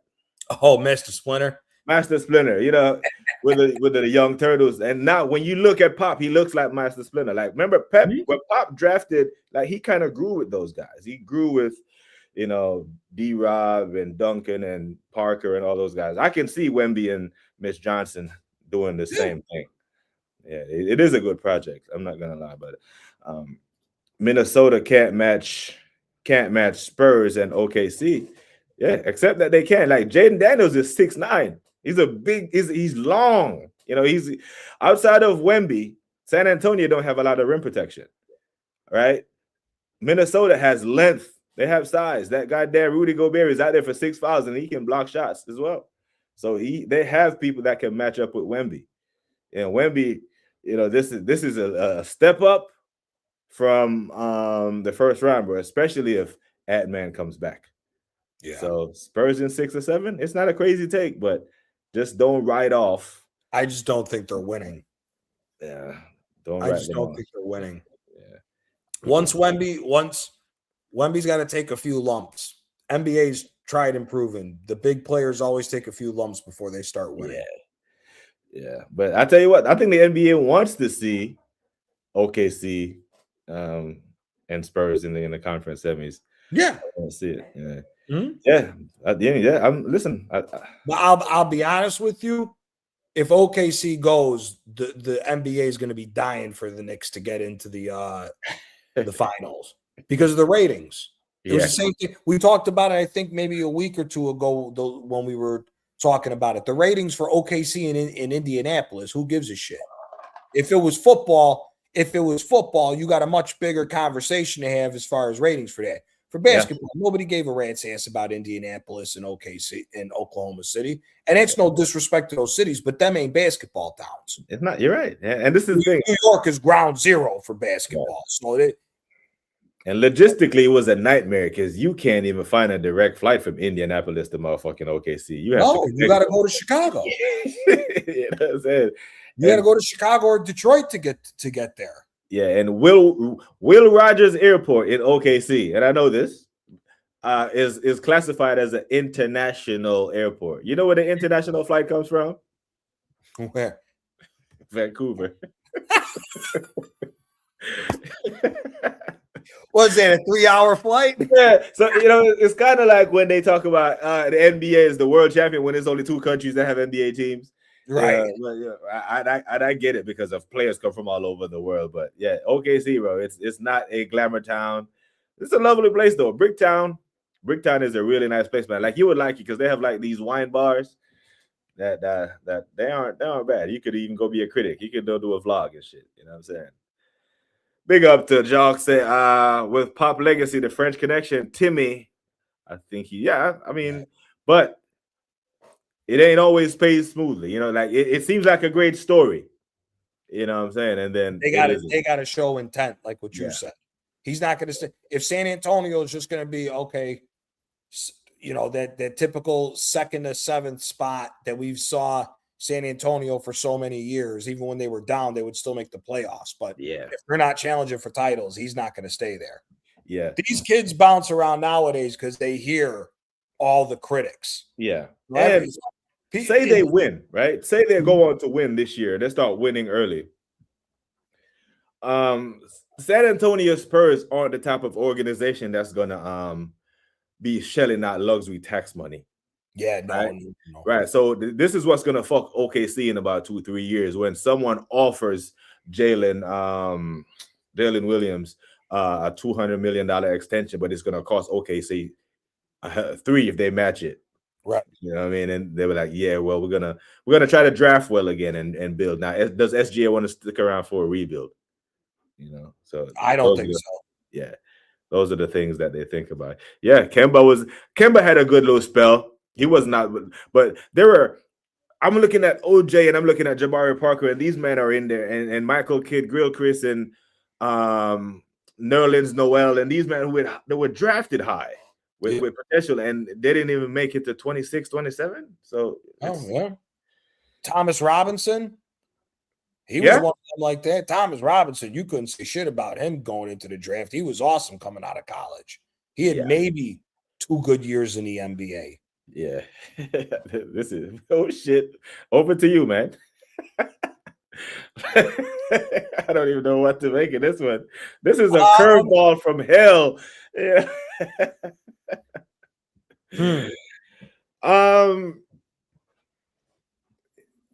Because it's not a crazy take, is it? Because if you're talking about the GOAT conversation, CR7 is in it. If you're talking about the GOAT of basketball, LeBron James is in it. Now he isn't, but he is. If there's a table that says GOATs of all time and there is 10 chairs, there's a head table that Michael sits at. But those other 9 chairs, LeBron gets one of them. Yes. Right. So if there's a head chair in football and Pele or Maradona sits at that head table, he sits at one of those tables. CR7 does. Mm-hmm. So sits at one of those chairs. So it's not a crazy take, but CR7 wins more. He has that thing. The thing that people accuse LeBron of not having, no one accuses CR7 of not having it. And it's that killer instinct. Yeah. But they're very similar as CR7's what, 41 now? 40, say they're the same age. Yeah, they're around the same age. Yeah, and they're still performing at very high levels. So yeah, very interesting. But yeah, man, big up for that. James Harden, not that guy. Listen, I, that's the only series no one seems to care about. Cleveland and Toronto. I haven't watched one game. I'm just hoping to see who comes out of it. Either But one the of them. Pistons are getting the doors blown off them right now. Yeah, I got it on in the background. I'm keep peeping up at the score because it's all aligning. Oh boy. If Boston gets knocked out and Detroit gets knocked out, the top Nick is going to come out of terror. Brother, I'm telling you, man, I might order me a I'm here hat. for it. Yeah, I'm here about to for it. order me a hat because I think we can beat Boston or Philly. And if I think Detroit, we knocked them out last year. They may want to come out and fight, And we're not a tough team. Like, we got tough players in Josh Harden and OG. OG is my favorite player, but if Cat starts to play like a big man, and he's just like Embiid. Same fucking thing. Soft. He's soft, man. I'm telling you, he plays. He's 7 feet for no fucking reason. Yeah, if he starts playing like a big man, and I'm like, Cat, give me 28 a game. Give me 28, bro. That's 7 baskets. That's 2 baskets and a free throw. You shooting all them threes. Make 2 threes and a free throw. 7 points a quarter. Right? Give me 3 dunks and a free throw. That's 7 points. Give me 28 a game at 7 feet tall in this NBA. I don't think that's asking for a lot for a max player. And you talk about footwork skills. He's got great footwork too, Cat. He's just soft, man. He's soft. He goes to the basket and he starts crying for the foul before the contact is even made. I'm like, man, let's dunk the damn ball. How the hell you're fucking Dominican in New York and you're soft? That's not supposed to go. That's not supposed to go together. He needs to hang out in the Bronx with the Dominicans more, so he can step up. On real, man. Facts. You know what? He needs to get into a couple fights in Washington Heights. Yeah, man. Toughen him up a little bit. That boy's soft. Soft. Duncan Robinson should fake an injury to save himself from the embarrassment. I think that's what the Atlanta player did last night. Man looked up at the scoreboard and saw 80-20 and said, I'm gonna get myself ejected, and just started a fight for no reason. TK said, how many of the current NBA players right now? I'm gonna be honest with you, about 0 that could survive in an all NBA because these guys are way too soft. I think OG could play there. I think Jimmy Buckets could play there. Kyrie, yeah, the handles by himself. Well, we're essentially talking about. I don't even know if it's the players, man, because the players don't tell the officials to go review this for a possible flagrant.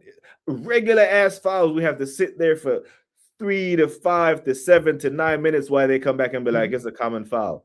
Why? That's the league's instructions. The league is doing this, and the league is trying to do this to provide to limit liability for future lawsuits. They have learned from the NFL with the CTE thing, which is, we talked about Roger Goodell the last episode about how good of a job that he's doing. Correct. That might be his biggest wiggle, because at some point people were saying that the NFL is gonna die with the CTE thing, especially after Junior Seau killed himself. Yep. How did he manage to do that shit, man? He somehow these guys are playing with bobblehead size helmets to protect themselves. I mean, we're still watching NFL, and they're making more money than ever. And I think the commissioner, as much as the NFL owners are making so much damn money, they are willing to keep Roger Goodell on for another 10, 15 years, regardless of how he dies. Yeah. I think they'll keep Goodell till he dies. The NFL on a bad year is $21.5 billion. Yeah. That's a bad year. Yeah. It's bad, man. It's the NFL. No sport ever is going to figure out how to do it the way the NFL does it, because it's hard to explain. Like, yes, America has has a bunch of different major sports. Unless you've come to the States, unless you've had friends in the States to show you how it works, you're never going to understand what it's like on a fall day to meet up with the boys at your local bar or wherever, grab drinks, and end up making more friends when you go to bigger places, but when you follow football. It's the same. It's a short and condensed period of time, like it is in Europe for your club team, whether you're an Arsenal fan, Man U, whatever, however you support it. It's the same way in America, but for American football. If you've never come here to see it, you wouldn't understand it. And the People thing is, wake up at 6 o'clock in the morning to drive to the parking lot, start drinking at 7 a.m. Hey, buddy, our buddy that we met 2 weeks ago is over here. I'm going to go have a drink with him. And you go to one tent and pay money and go hang out with buddies and eat. Football is an all-day event thing here. We don't do the quick hour-and-a-half game and people are out as soon as fast to that. No. NFL is legit 7 a.m. to damn near 10 o'clock at night on Sundays. That's NFL has revolutionized the term Sunday Fun Day. Yeah. The NFL managed to take a day of the week and they have owned it. And the day of the week used to belong to the church. It's not like you belong to any random. They took a day from the church. Sunday is not the day Americans go to church, y'all. Sunday is the day they go watch NFL. And the crazy thing is, right, the places that you talk about, think about, because a football game is 90 minutes, right? 2 halves. So you're at the ground for about 2 hours and change, right? Yep. NFL game damn near 3 hours. Yep. And these fuckers go to a playoff game in Green Bay in December, January to freeze their ass off in the stadium, outside the stadium. Yeah, right. It's mad. So yeah, the Gardella's capitalized on that love of the collision gridiron gang thing, and he has turned it into a 21 billion empire in a bad year. Yeah. Wait until they unveil the new collective bargaining agreement and they show them, hey guys, if we play one more game, we just go to an 18-game season. So guess what? We'll get rid of one of the preseason games and we'll fuck all that. We'll get rid of the what they call them, OTAs. Yep. Or whatever. We'll get rid of one of those and just one more game. Money, man, it's mad. Black Crow's crazy for that. I see it. Fuck the Packers. But big up Black Crow. Yeah. In reference to the CR7 thing, RSV says he's like the LeBron of NFL. Playing, you get the records. That doesn't mean he's the greatest. Means he plays most to boost his ego. And speaking of his ego, man, you think he's gonna do the same thing that Wade and Kobe did when he announced that he's going, and then every arena he goes to celebrates him, and jersey swaps, and I think the league is gonna promote this shit out of that. I think the league will force him to do that, even if he didn't want to do it. The regular season basketball sucks. Yeah, it's terrible to watch now. It is such a terrible fucking product. Yeah. If it wasn't for all the Eastern Europeans and now the major Chinese market, the NBA would be hurting if it was just based on the American market. It's not. It's not what it was. It's not what it was 10, 15 years ago. Yeah. You saw once LeBron went back to Cleveland and won with Cleveland. After that, once Kevin Durant made the super team with them, and then they had the super team in Cleveland, and it was just shit basketball to watch everywhere else, and everybody was just waiting for the NBA Finals to come along. That was the start of regular season basketball going to hell. Yeah. Because back in the day, you had all the different time zones. Your Eastern game started at 5 o'clock Central for us, 6 o'clock your guys' time, and you could go the whole night watching an Eastern side, an East Coast game, a Midwest game, a West Coast game, and watch good basketball for 5 hours on 3 back-to-back games. You ain't getting that now until it's the playoffs. Yeah, facts. And the thing is, in the NFL, right? After the regular season ends, they have a Monday that's called Black Monday. That's when every coach who did that they perform. Like, I swear, one year I think 11 coaches got fired. Like, brother, Arteta would have been sacked 3 times already. NFL owners don't mess around, man. Yeah, and we're not talking about the teams at the top of the pyramid who actually win things. Like the shit teams. Yep. Fire managers, fire coaches, bro. You know what I mean? Like, we see some of these men just get recycled because there just aren't enough coaches because at the rate that they fire them. Yep. You know what I'm saying? The NFL's got the highest standards of all sports.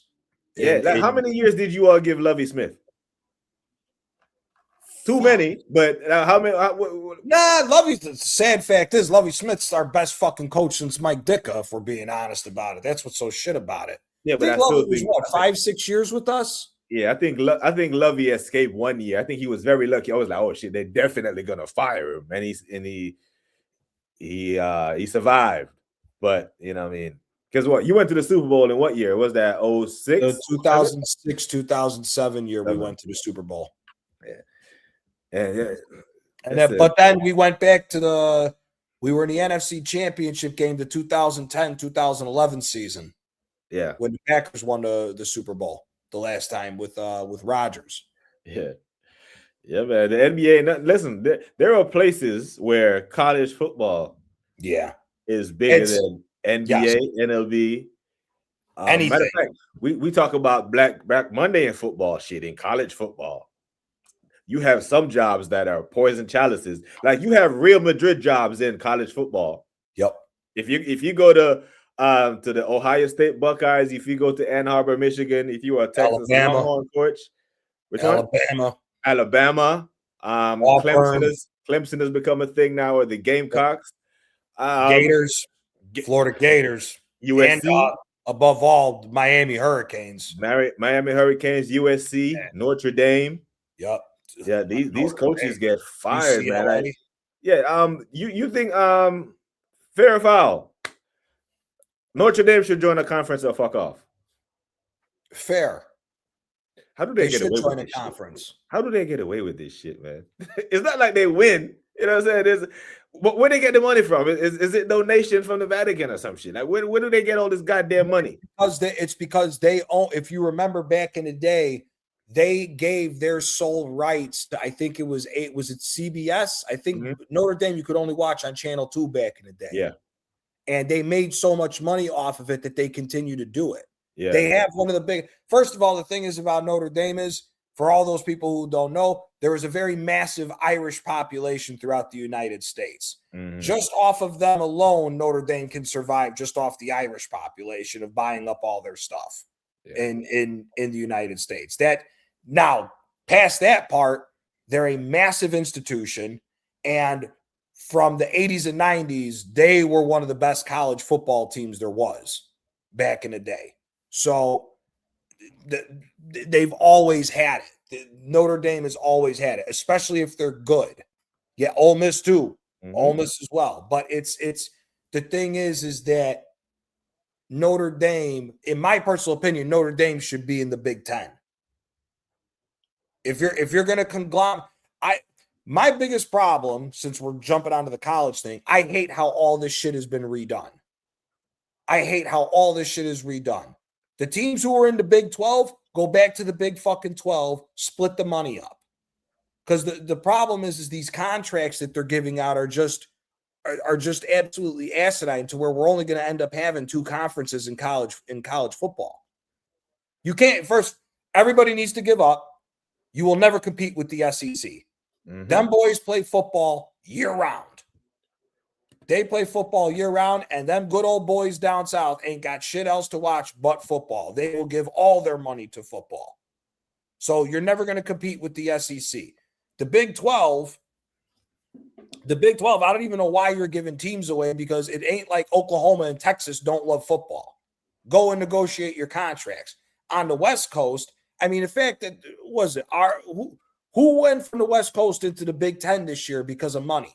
Because Maryland went into the Big Ten, which is a disgrace. Maryland should go back to the Big East. So the Big Ten is the Big 18 now. Yeah. There's 18 teams in that motherfucker. Because of the negotiated conference payout. Because the Big Ten's the only one competing with the SEC. Yeah, and the Big 12 has 16. Yeah, it's nonsense. Go back to college football. I love that the players are getting NIL. I'm not opposed to NIL, because them college football programs have been making way too much money on the backs of fucking kids that never got a shot at getting any piece of the action. Did some of them kids get paid under the table? Yes, they did. And I'm not. And the old saying, don't hate the player, hate the game. If you didn't get paid, it is what it is. All right. If you didn't get lucky, it is what it is. But them kids deserved to get paid the way that they are right now. I'm not opposed to that. But I agree. not Maryland and fucking Big Ten. Texas, they're talking about what was it? Baylor going to the Big Ten, bro. You ain't Big Ten. You ain't Big Ten. But you know what? If you look at the SEC, right?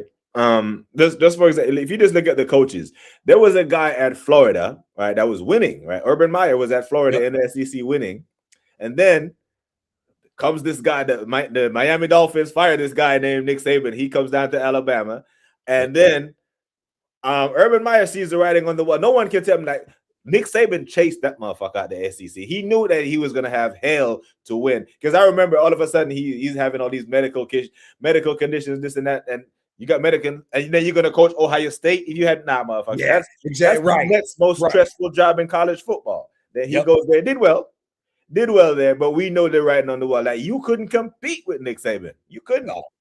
Nick Saban is the greatest college football coach of all time. Yeah. If he didn't leave to go to Miami, he was going to kick the shit out of everybody with that LSU monster team that he had. Yeah. Some guys are just made for college, isn't it? Who was he had the Steve Spurrier was shit in the NFL. Fantastic in college ball. Yeah. But you know what? I like Spurrier, though. He had personality. His interviews were great. You know what I'm saying? That man. Can you imagine Spurrier coaching the Cowboys? Him and Jerry. Oh my God. That would be box office. You know what I'm saying? But Notre Dame, man, they get away with murder. And you know, there's I never liked them, you know, even but they get good coaches, man. They get all because they had Charlie Wise, they had they had hired the black dude one time. What's his name? Tyrone. What's his name? Willingham. Willingham. They had hired him. This is one of the reasons. Why I hate these fuckers, right? You remember when Cincinnati had a big year one year, and what's his name? Brian Kelly was coaching them. Yep. That bitch left Cincy mid-season, mid-playoff to go take the job at Notre Dame, bro. Yep. While they had a game to play like the upcoming weekend. Like, you can wait. That's some old Lane Kiffin shit. Yep. You know what I'm saying? Because remember, Lane Kiffin did the same thing from Tennessee to USC. Yep. You know what I mean? So, and then didn't he do the same thing to USC and went to Oakland? Because Lane Kiffin was a coach at the Raiders too. Yeah, and that's one of the reasons why the people were started to become in favor of the NIL and college players be able to move. So like, these coaches are just fucking, because you sit in people's living room, Lane Kiffin, and you recruit kids. Yep. And then they show up at Tennessee, they show up at USC, and you're gone. That's why Reggie Bush was taking money under the table. And Pete, you know what's funny? Like, Pete Carroll sit up in his interview and pretend like he don't know what the fuck was going on. Like, you see Reggie Bush show up in a motherfucking Impala, tricked out with 26-inch rims. What the fuck you think he got that from? Like, what are we doing? All the fuckers was getting money, man. Vince Young was getting paid in Texas. All the guys at the Hurricanes when Miami was putting out, and that's the thing. Before, Ohio State historic, yes, and Alabama historic. 80s, 90s, 2000s, there was no better college coaching job to have than the Miami Hurricanes. Yeah. They were guaranteed to send 20 kids into the NFL every freaking year. They were ridiculous. Big facts. But you know what's crazy, though? When we look at college football, in the FBS, it's over 100 and something teams. But it's like 125. Yeah, but we can name some really good teams. But like, we can name about 20 schools that can put out some very good competitive teams. But you get to the pro level and you be like, yeah, only about 2 or 3 teams are really good. So there's some serious parity there. I don't know. How do they college football go about this, man? Because it seems like the NCAA president don't really have any say over these college, the conference directors. So there's no uniformity. All about the money. Yeah. So everyone just do whatever the hell they want. You know what I mean? They have to. Yeah. They're trying to make money somehow off of it, because now I think the NIL is maybe cutting into maybe 35% of the overall revenue that NCAA teams used to make under the table. Yeah. I think it's cutting into about 35% of their money. That's why they're allowing them to do what they're doing to get this revenue back up, because now they have to pay these players. Realistically, if you're a starting quarterback at Alabama and you're making money, you could potentially stay for 4 years, get a degree, and just do what you want to do and never have to play football professionally because you made a shit ton of money in college and maybe your degree is is going to lead to a good paying job to where you just got money to lay back on now. Yeah. You know what I mean? Now, do these college conferences, right? When you join a conference, do you join the conference blanketly or you join it for sport? So if I'm Florida Gators, I want to be in the SEC, but for basketball, can I be in a different conference? No, it's all in. No, I think it is separate like that. Yeah, I think it is. If you're the ACC, basketball is your shit, right? The ACC is good in basketball. Yep. But if you're a decent football team in the ACC, you might have a chance. If you're a decent football team in the SEC, you're fucked. You have to be really good. You know, and even the SEC basketball is getting better now. Yeah, it is. It is. SEC basketball is even getting better now. Before, same thing. Back in the day, Big East and ACC. Those were the guaranteed killers were coming out of there. Pac-10, maybe, like you said, USC, maybe. UCLA ain't been a dominant team for a while, but they were always there. And then in the Big Ten, it was always Michigan, Michigan State, or even Ohio State for basketball. Yeah, conferences are all jacked up, man. So when you see when USC is no longer in the Pac-10 and they're in the Big Ten, and you're like, stupid. Yeah, it's like, imagine if the NFL just started. It'd be like, yay, the Cubs are now in the AFC West. You know, we're just gonna move shit. It's wild, man. It's stupid. It's. Yeah, I get it if it's because it's time zone. If you're moving guys around and they're within the same time zone, I get it because that's how the hockey redid everything. That I understand because it screws with players when it comes to well-being during the season, losing sleep, and everything else. But like you said, if LA's in the same fucking thing as a team that Chicago could potentially be, what the fuck are we doing here? Yeah, it's crazy. Stupid. And the thing is, you're supposed to play, if not everyone in your conference. Yeah. You know what I'm saying? So USC, UCLA, you travel up to Oregon and you play. Yeah, but if you're a fucking you goddamn got UCLA, you got to travel. Yeah, man, it's stupid. It's unnecessary. You could have 2 straight back-to-back away games where you're at Illinois, right? Let's just use Illinois. You're in Springfield. You got to drive 4 hours to go to Iowa City to play the Iowa Hawkeyes. Go back 4 hours to get to Springfield, and then next week you got to fly out to LA. What the fuck are we doing here? Yeah, that's crazy. What you think of the FIFA implementing the procedure to force the youth players to play a whole game next season? Does this confirm Arteta is gone next season? I don't know. Is this one of Wenger's crazy ideas? Yeah, I don't even see that being a rule because you couldn't even enforce that. Because players would just come off injured. Because then it's starting business problems and everything else. Yeah. Listen, for me, I would love for this to be forced in Italy because we're having a problem with that right now. Yeah. So I would love for it to be forced in Italy, but it's not going to happen. But for again, FIFA, how is FIFA going to go and do that and try to force it? It's not like South America is a different situation than Europe right now when it comes to that. So I can see him having a rule where you include him in the squad or give him a minimum amount of minutes to hit. But as far as playing him, I don't know. Now if he has a 10, he's had a great game. But that's what we're talking about. Yeah, Manziel came out of Johnny Football. Johnny Football came out of A&M. So you got imagine how much money he would have got if he was on NIL. Yeah, he'd have got paid. He was human highlight reel when he was in college. Him, Reggie, Vince Young had a great year in 2005. I think they beat USC, didn't they? Yeah, it was them that beat Cam USC. Newton too at Auburn. Yeah, Cam. Yeah, this had some good ones. What's his name went to Baylor? Was it RG3? RG3. I think Dino. What's his name? Not Dino. Geno Smith went to Baylor as well. Yes. I think. Yes.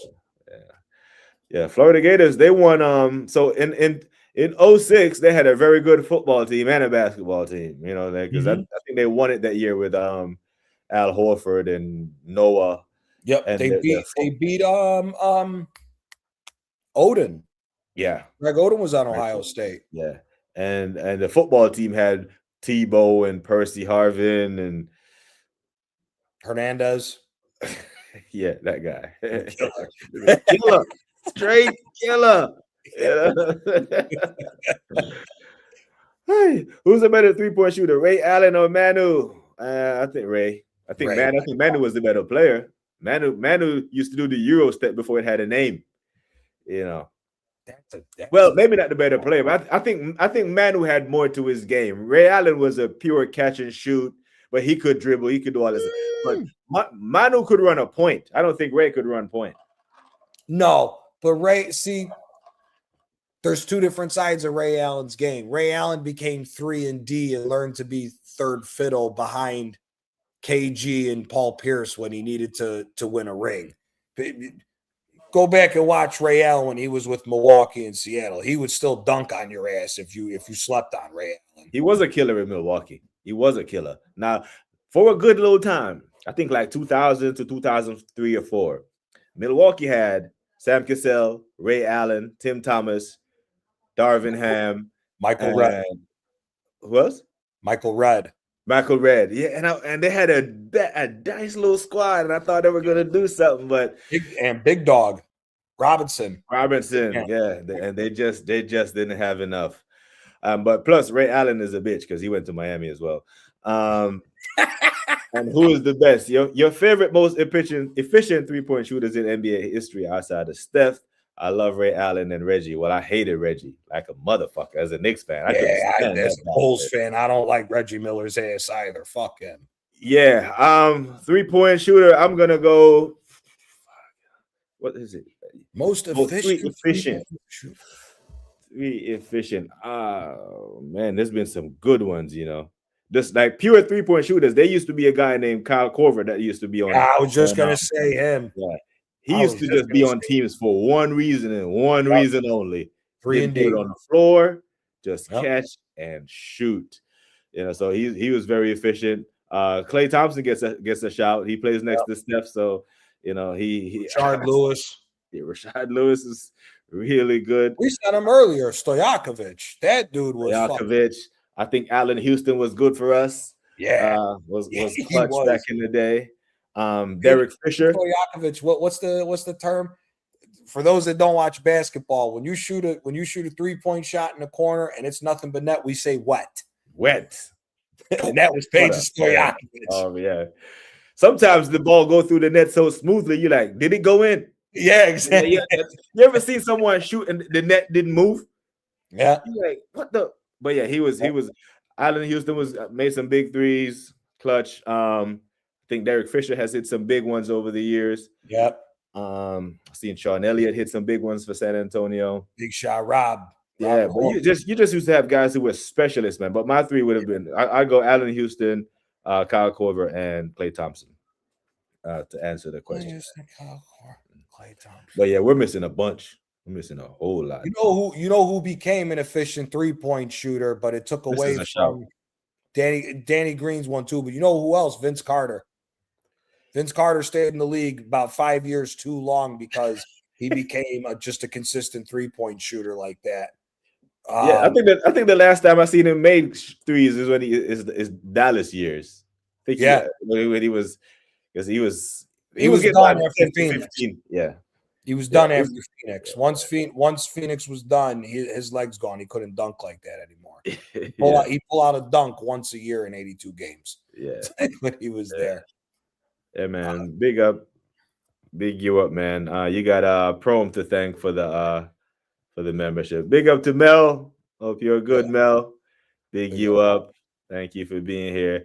Lakers in 6 says TK. Hey.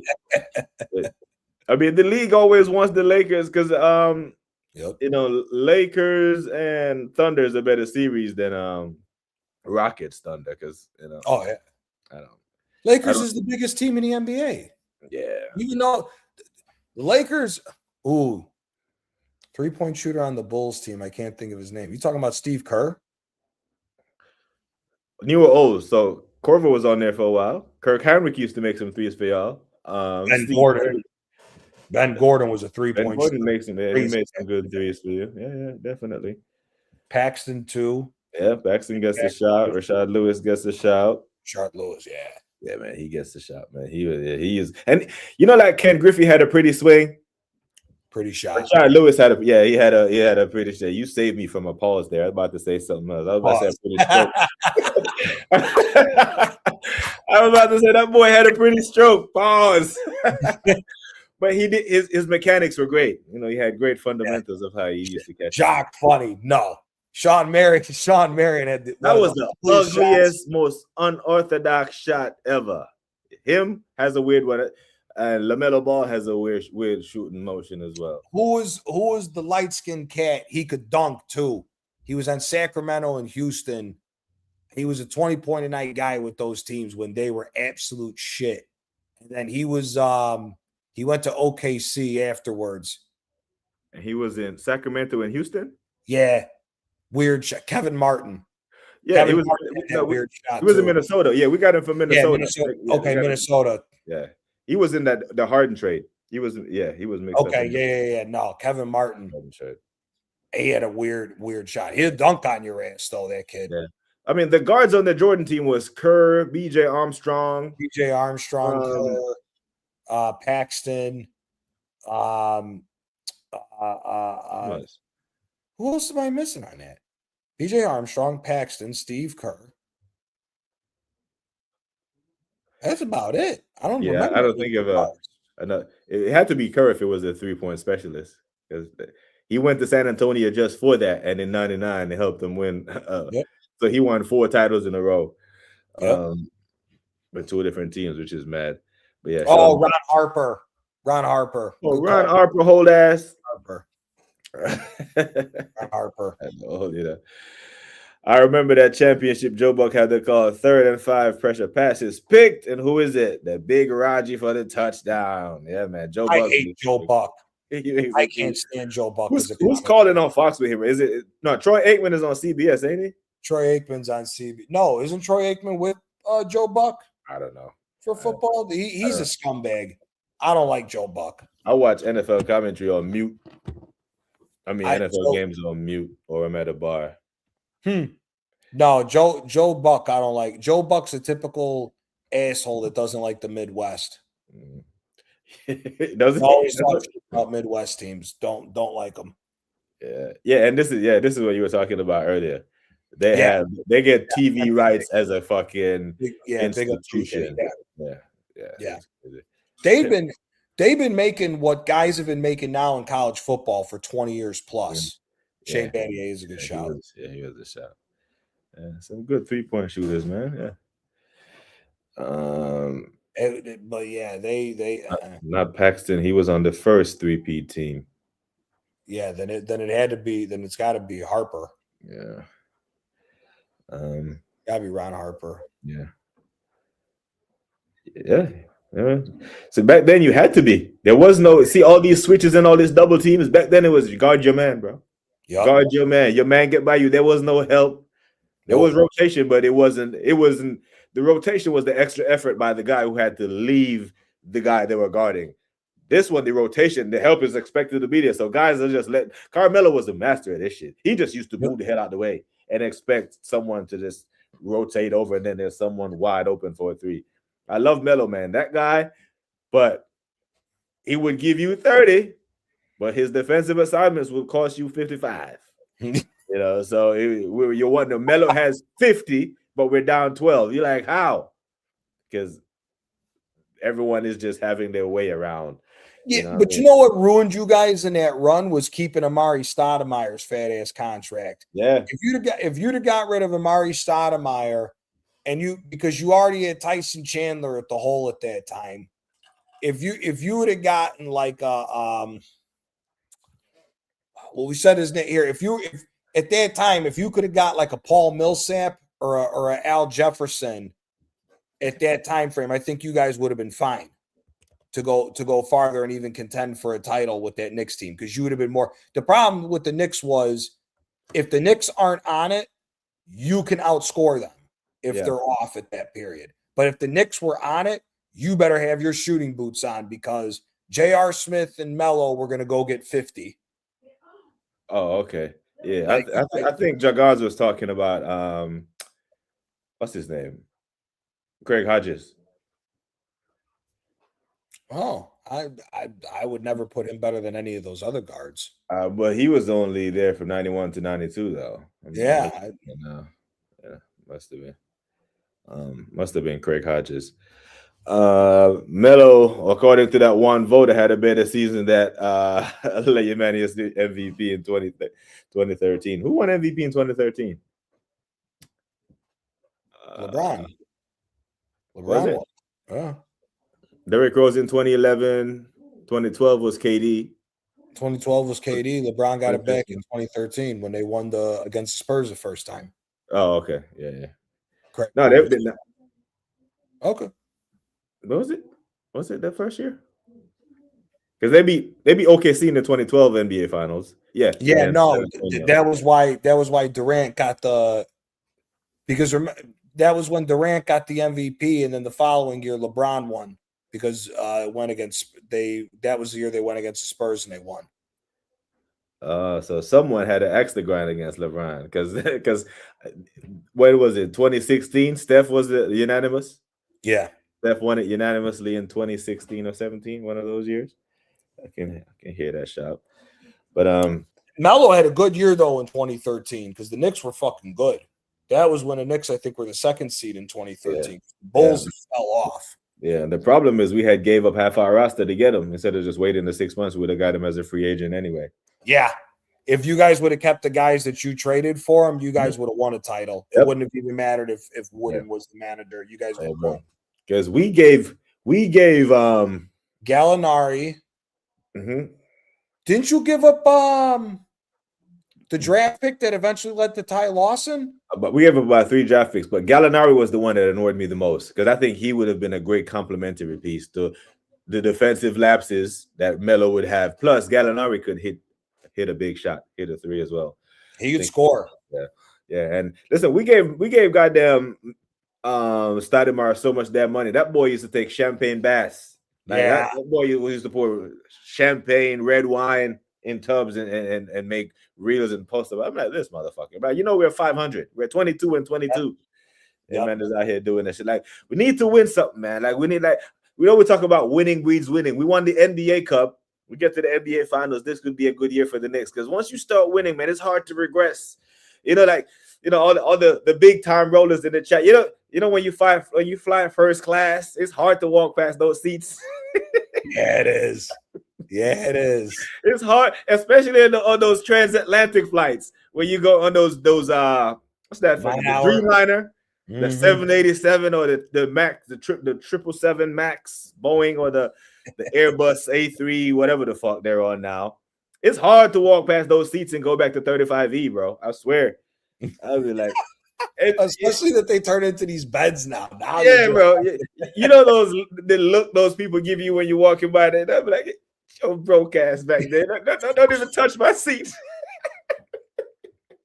Hey, that's why you got to go have a couple drinks at the cocktail lounge. Yeah, get on the flight.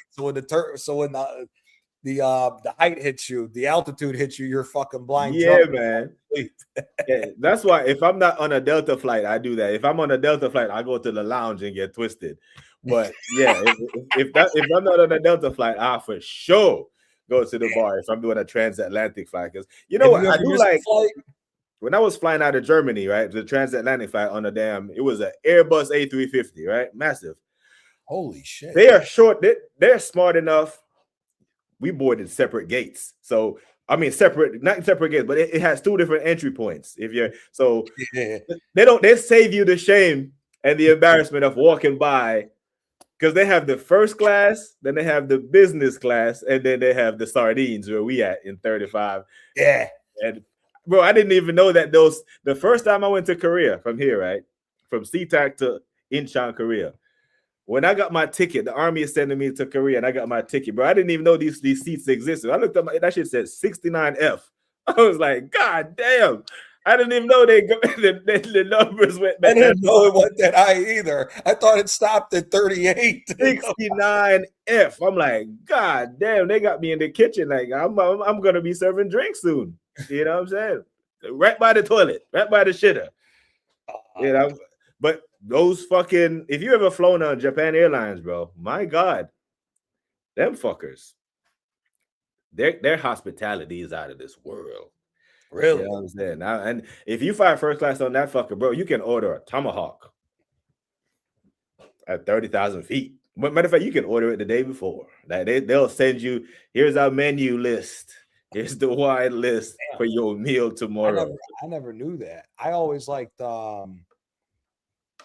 Lufthansa was always good every time I flied with them. I've never had a problem with Lufthansa. Yeah, Lufthansa is nice. That's nice, man. Real nice. Emirates is good too. Oh, Emirates yeah. is good too. Emirates is very good.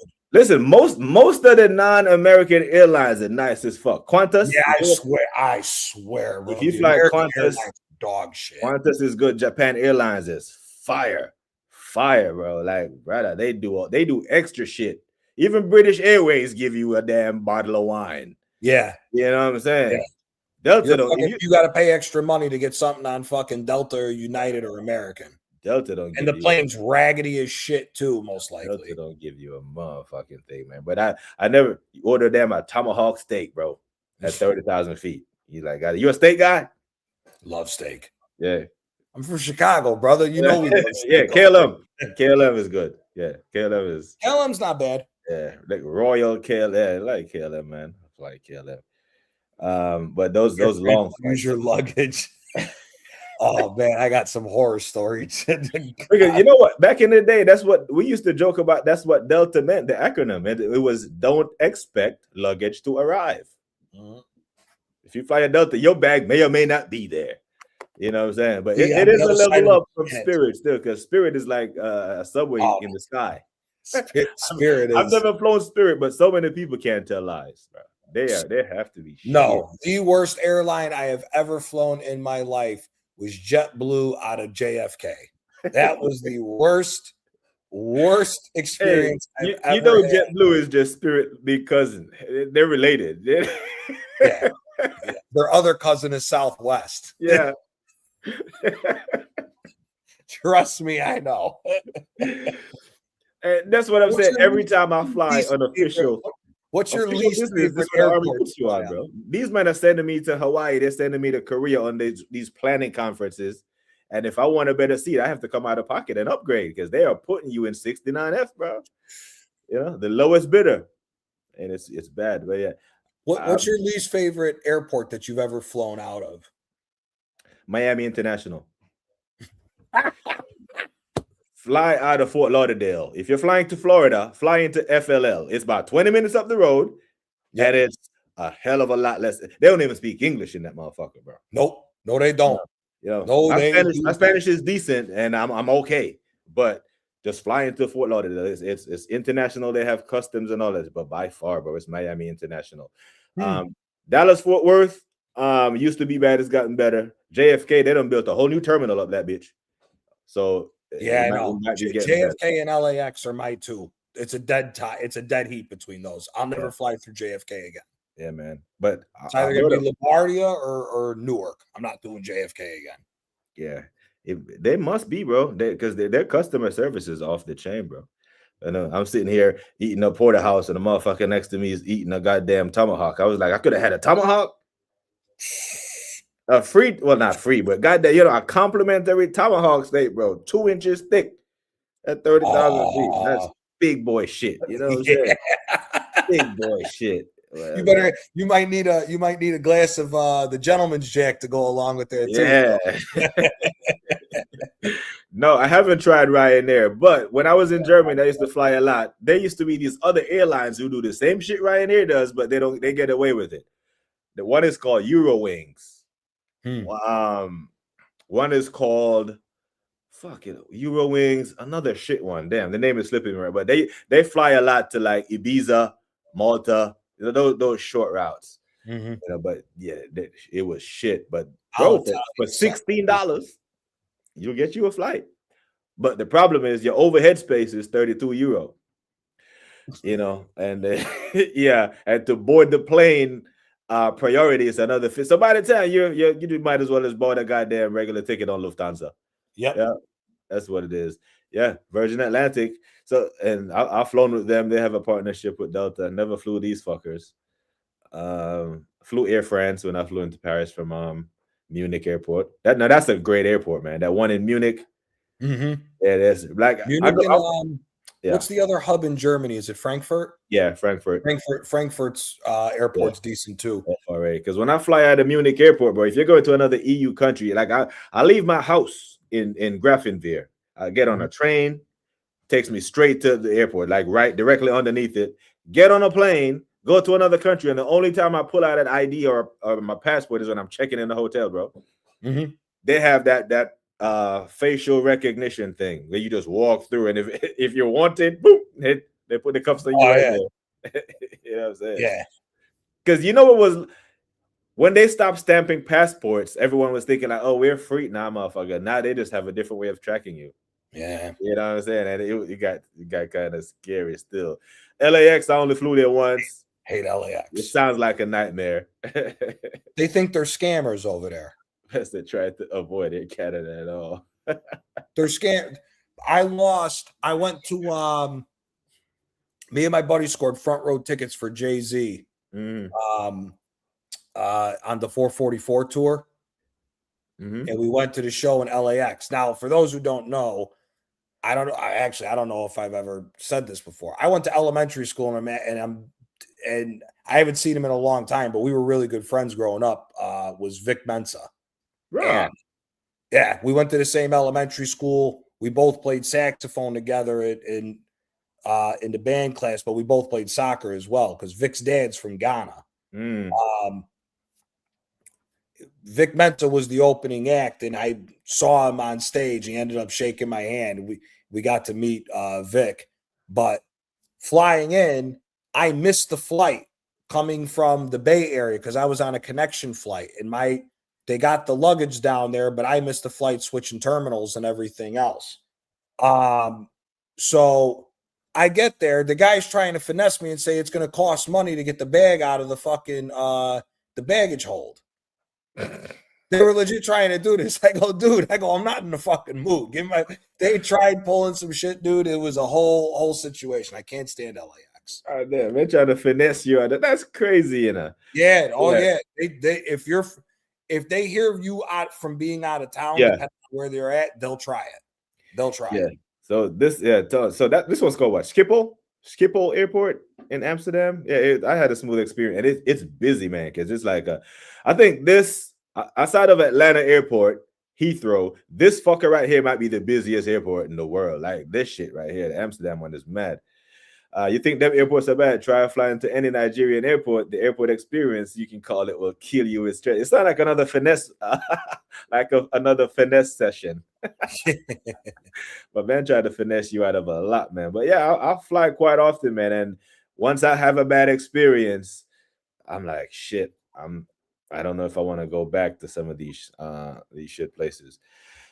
Sue said, why is Super Bowl champs called world champs? Gridiron is only really played in America. I know it only applies. Well, because the reason I think of is because the players come from all over the world. Yeah. There's a German guy in the league. There's a whole, so yeah, it's bunch of Samoans. Yeah, a lot of them. But we actually got a lot of African guys now playing football. A lot of linebackers now are starting to, a lot of Africans starting to come over and play football. So it's plus it sounds cooler. World champions president, Super Bowl. It sounds good. Yeah. Oaxaca is a lucky man. Fly Ryanair twice. No issues for me. The one time I went to Rijeka, them Croatians trying to stuff their luggage. The checker. Yeah, it's mad. And I just used to on Lufthansa. I just used to pay the 20 euro and check my suitcase. It's self-check, and then you check it yourself, and you just walk on through and bang, it's there. I hate people. one thing that irks me about people nowadays is that people try to fit their suitcases into all the overhead space. It's like, bro, Yeah. stop being a cheapskate. Just fucking pay the extra money. Check your damn bag. Don't be the scumbag that, oh, I gotta run down seven chairs down to put my suitcase over here, and I'm gonna be the person to cause the backup when it's time when we land to get off. Don't be that person. Just pay the extra. Most airlines will ask you they will check the shit for free at the gate anyway. Yeah. If you manage to get it through, because it seems like there's a disconnect between the lazy ass TSA workers, because they can tell you, bro, this is too big, this ain't gonna fit. But they're like, that's not my job. My contract is just to sit here and screen. Then you get to the gate and they still like, yeah, let's check the shit at the gate, bro. It's free. I get it. If that's what you're doing, that's what you're doing. For me, it's Airbus. You know, the in-flight entertainment on the Airbuses and the Wi-Fi on Airbuses, because I fly Delta a lot, and they have both. Every time it's an Airbus, the Wi-Fi works perfectly. I can still watch when Gianni's live. I can still watch it if I'm on an Airbus. On a Boeing, if it's a Boeing, I ain't going. You know what I'm saying? It's like one of them ones. Ain't no door flying off the goddamn Airbus. Like a door flew off because Boeing headquarters is here. It's right here in Seattle. Yeah. Huh. Yeah. So Boeing headquarters here, Amazon headquarters here, Expedia out in Bellevue a lot. So Washington is very good for business because there's no state taxes. So a lot of the companies there's no state taxes in Washington. No, none. Really? None, no state taxes. So even when I was here as an active duty soldier, I was still paying state taxes in New York, which is high as fuck. Yeah, I know. The good thing is I'm in Illinois, brother. We see eye to eye on this shit. So they give it all because you're in the military. They give it all back. So they take your money, make money, and then send you back the original amount that you put in. So that but it's no state taxes, man. It's so property taxes are high as shit because they have to pay for the schools. I was just gonna say, then that means property tax got to be stupid over property tax, sales tax. So like if you go buy a soda for 99 cents, you scan that motherfucker, it's $1.37. That's cheap. Yeah. Fuck that shit. You know how much a fucking can of soda is in the city of Chicago? Almost $4. Yeah. I do know Chance. Yeah. So Chance went to, so there was a period in Chicago after, what was the second Lupe Fiasco album? Was that The Cool? Was that 2011? No, the first one was 2004. The second one was like 2007. Is that the one with the show goes on was on? Oh, all right. No. That's Lasers. That's the third album. That's 2011. Shit. Let me see. I think it's called The Cool. That's the one that has Hip Hop Saved Me, Dumb It Down, yeah, that was yeah. So the first album was the one that had Kick Push on there, right? Kick Push was the first one, yeah. Okay, yeah. So that has Kick Push and Daydreaming. Okay. After that came out, there was a whole underground scene in Chicago for lyrical rappers, way before drill music came out. Yeah. And a lot of those guys got passed over. There's a guy called Zach Wicks. Awesome. Never got to see the light of day. Was taken in 2013. He passed away. But him, Vic Mensa was a part of that group. There's a guy called Iceface, White Rhino, bunch of good underground rappers from Chicago from that era that didn't get the same look that Lupe was able to get as far as that. But yeah, I've met Chance a couple times. Yeah. Okay. Yeah, man. Big up, man. It's cool as shit too. Big up Chance the Rapper. And big up to Jacques Cousteau. Now make sure that you're here on your birthday, Jacques Cousteau, because if you're here on your birthday, then I'll remember, because you and my wife have the same birthday. So don't make me forget this shit. Yeah. Because I'll be on stream. Oh shit, it's my wife's birthday. Let me go get some flowers or something. Yeah, they try, man. They try. But bro, listen, I knew Suge would have something to say because he's a well-traveled man, you know. I know Suge can't walk past them first-class seats, man. Yeah, Singapore, elite level shit. Like you can bathe, bro. You can take a full-blown shower in that Airbus A380. Get the fuck out of here. Yeah, bro. And it's like $17,000 a seat. Jesus Christ. Yeah, I ordered a steak on Qantas before, elite. But that's Singapore Airlines, man. 'Cause I think Singapore Airlines, UAE, and Qantas are one of the few ones that fly that A380 double decker. Okay. Yeah. So they make a clear distinction. Like on domestic flights on a Delta flight, it has first class and coach. Emirates and all these other airlines, it's clear distinction from first class, Yeah. business class, and everybody else. So first class, you get the bed in that. Yep. Business, you get to do business and screens. You can still right, it's still bad boy shit, but I can afford to do that once a year. Once. But it's hard, man, to walk by those motherfucking seats and go back there. It's mad, brother. The last time I did first class was when me and like 6 of my buddies did first class down in Miami. Yeah. And that was the only reason we got first class, because we knew that was going to be the only time frame we were sleeping. We were in Miami going nuts for 4 days on like 4 hours of sleep. If it's under a 3-hour flight, it's not worth it. But if it's one of them long haul ones and you're gonna fly across, like when I used to go from Frankfurt to JFK, boy, that shit was worth it, motherfucker. What I used to do was I used to buy the ticket on like Expedia or whoever, or through Carson Wangley, and then I would go put the confirmation number in the app or whatever. And if the plane don't fill up, they'll offer like the first class seats, and you can upgrade to first class for $300. We're like, oh shit, I'm jumping on that. That's and it usually worked out for me. But yeah, man, it's the Army used to put me in the goddamn kitchen, bro. Get to the airport 2 hours early, traffic. I don't like rushing through customs. I want stress-free where I can cruise. Because the thing is, right, traveling can be a stressful experience, man. You getting your vacation. And it wasn't until my mom passed away, right? And I'm flying from Germany to Kingston to deal with this shit. And it was then when I realized, like, shit, I'm sitting there like, how many of these other people are going to funerals? Or many of these people are going to, you know what I'm saying? And I'm talking to this guy and he's like, where you traveling to? I'm just, hey, I'm going to my mom's funeral. And it was a completely different experience. The way people treat, you know what I mean? Because normally you're traveling, it's never the pets that cause a ruckus on the goddamn airplane. It's always the human beings. Drunk motherfucker, who wants to, motherfucker is sitting in 11F, but it want to put his bag over your fucking seat. That motherfucker, there's a space over 11F. You know what I'm saying? Big up, man. Yes, I do like house music. I'm from Chicago, bro. It's part of it. Requirement in Chicago for music. You have to listen to hip hop. You have to love blues, and you have to love house music. That is mandatory if you grow up in Chicago. Yeah, I'm about 2 hours, Jagan. It's about 2 hours from Smerconish. Big you up, man. Yeah, it's lit, man. Singapore, it's mad. Singapore is a place that I would like to go to. Yeah. First place I want to go to in Asia, though, is Tokyo. Yeah. Want to go to Tokyo. Yeah, I think Singapore, I think those fuckers have the world's strongest passport, I wouldn't doubt it. Yeah, I think their passport goes everywhere visa free. I think the next is Japan. I think the US is like 13th.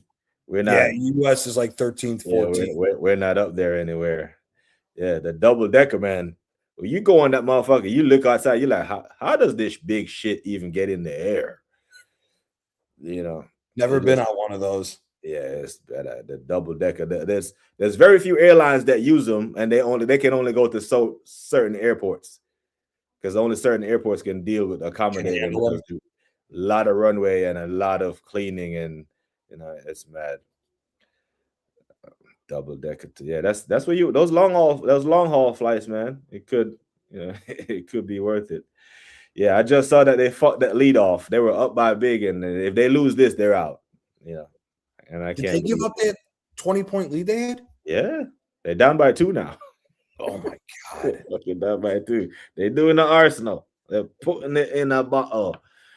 But broski, let me do some rapid fire for the some predictions before we get up out of here, man. Because I predicted. What do you think about Villa's chances of doing the Europa thing now that they're down 1-4? Did we underestimate Forest? No one gave Forest a shot. Everyone was just saying Unai Emery's cup. I think it's more of Forest is getting hot at the right time because of fighting that relegation battle is now starting to bleed into the Europa League. But I still think Villa wins. Listen, whoever wins out of them two is going to win it. I prefer fucking Forest to win, you know. Really? Yeah. I prefer Aston Villa for the agenda. Oh, for the agenda. Oh, okay. No, I just wanted Chelsea not to get that Europa League spot that Villa would get. Because if Villa win, Chelsea might play Champions League next year. If Forest win, Chelsea are either back in conference or no Europe. If Villa win, they would have to drop to 6th in order for Chelsea to get Champions League. If Chelsea even stays there. No, Villa are at 5th right now. Right, but if they win the Europa League because they're already in the Champions League, they won't get the spot. Right, and Chelsea will get it if Chelsea are 6th. No, they took it away this year. They changed the rules on that. That's what I thought. The only way, yeah, that's what I thought. I was looking into it the other day because we said that I think on the last show. It's if Villa goes to 6, they'll get in Champions League to where if Chelsea go up. Okay. Well, if that's the case, fuck them then. I don't think Chelsea's making Europe, to be quite honest with you. It's not looking good. It's not Chelsea looking good. might collapse, to be honest with you. Yeah, and damn, they've lost 5 on the bounce, and they got Forest next. Uh-huh. Oh, we'll see that and Forest is on smoke right now. Yeah, they're doing madness, man. Magic. So we got to give it the weekend, bro. Fulham, what you telling me for that one? 1-1. 1-1, yeah? I think it's 1-1. Oh, shit, man. What the chat saying? I got us winning this one. Let me see it. Okay.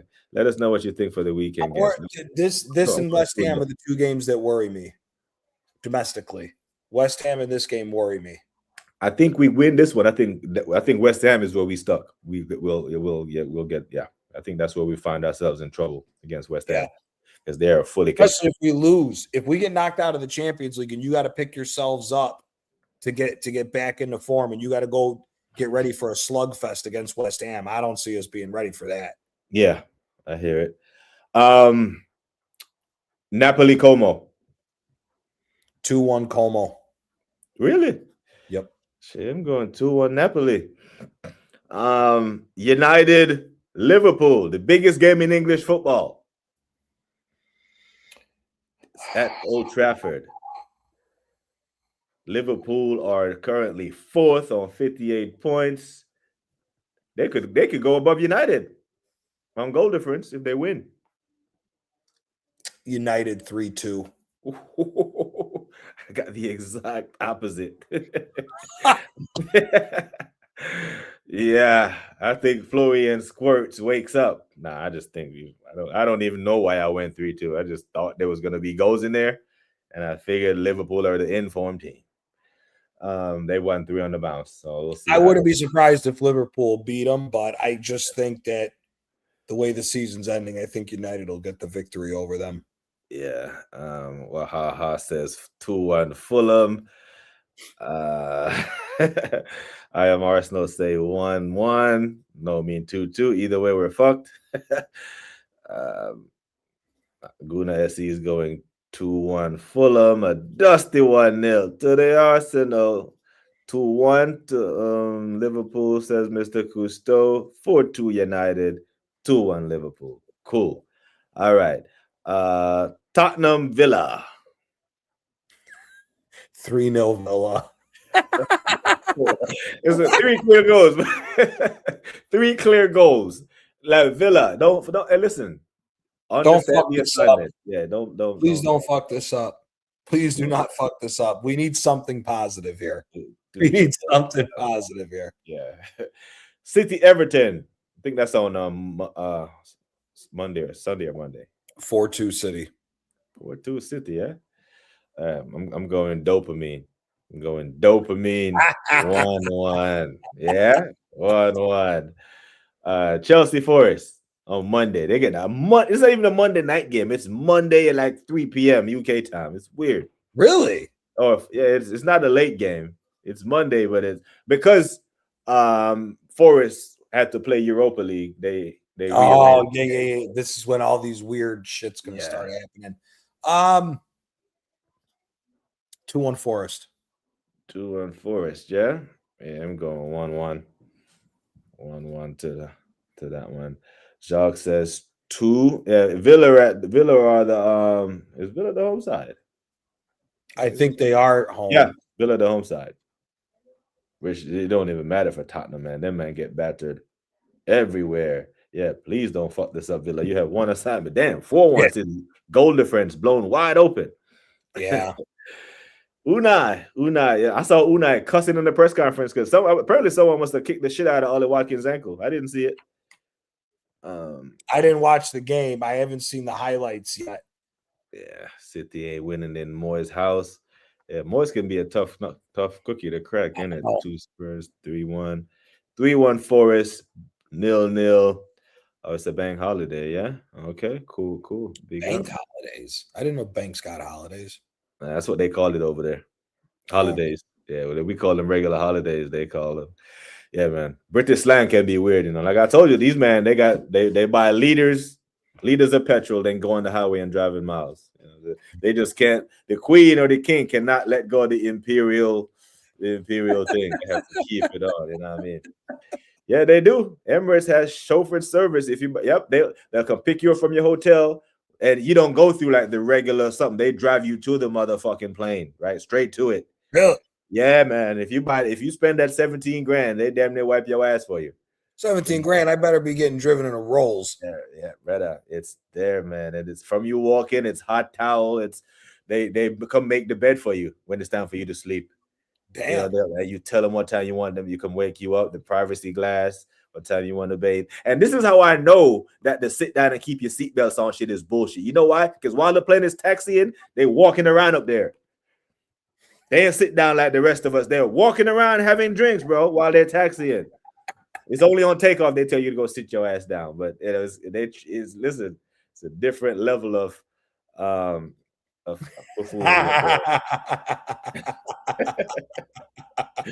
No, it's the same way you park in a driveway and drive on a parkway. Everything is backwards in the world. Yep. Yeah, that's mad. And a motorway, Autobahn. So they call it in Deutschland. But big up, man. Listen, people, we are coming to a close on. I don't even know what episode this is. Episode 4 or 5. It's meant to be around the league show, but today we went around the world in airports and first class and everywhere and back to the predictions. So big up to Broski. Make sure we got 30 people here. At least 6 or 7 of y'all who aren't subbed to Gianni. Make sure you sub. It's in the name of the video. Big up to every single one of you. Tell the people, man, what you got coming up on the Calcio TV, my friend. So we will be doing a deep dive into all the nonsense going on to Serie A. I don't know if you saw a couple of these scandals that have popped up. Next week, I believe Tuesday, we will be doing a Serie A only show to talk about everything that's going on. You know, there's underground cities low. We actually do have we have three layers of the city in Chicago. We got upper whacker, lower whacker, and middle whacker. And if you don't know what your way around, if you ain't from Chicago, good luck. I mean, can you quickly explain to them that Chicago is actually 3 different cities? Mm-hmm. The north side, it's actually three different cities. There's 4 sides. Chicago gets wild because you got north side, south side, west side, and then you got over east. Yeah. It's a wild place. It's a wild city. But yeah, man, people, make sure that you're subbing to Gianni. You're going to get all that Serie cleared up for you. You know, you're going to get some Napoli, some Como. You're going to get all this. You know what I'm saying? You're going to get a proper stream. The refereeing scandal, the prostitution scandal. We will be getting into everything. Big up. We will be getting into. I know. I'm telling you, I know Suge be up there walking around. Everybody else got to sit down. They has to be walking around, dapping, and no one says shit. It's kind of like when you got in the glass. Yeah, he's up there. Suge, what are you drinking when you're walking around while it's taxiing? Yeah, but because you know what? When I get a first class ticket anywhere, right? If you're flying coach and your bag is 51 pounds, they want you to unpack the shit. Bro, if you're flying, they don't give a fuck. You could have a body in that motherfucking suitcase if you're flying first or business class. They don't give a damn. They don't put it on the scale. That shit could be 20 pounds over. They don't care. It's mad. But yeah, man. Big up to everyone who joined us tonight. Tomorrow I'll probably be back right before the game. to do like a preview to see if anyone is injured or any new news coming out the camp. Stooges classic.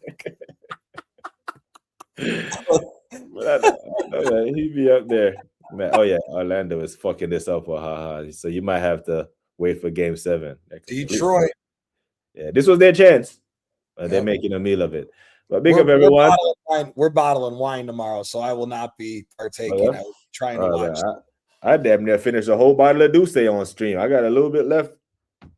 Oh, we're bottling 430 bottles tomorrow. Damn. Yep. That's a lot, man. That's good. I will do a show explaining winemaking as well. Yeah, just do a vlog, man.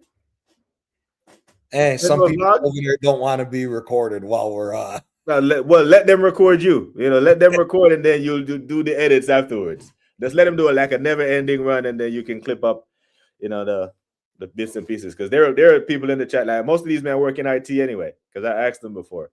I know joints. I'm putting your business out there, so they know the tricks and trade on how to make those videos. And I know Wahaha post shit on this page all the time. But big up, man. Like we always say, people, take care of yourselves and each other. Until next time, we are gone.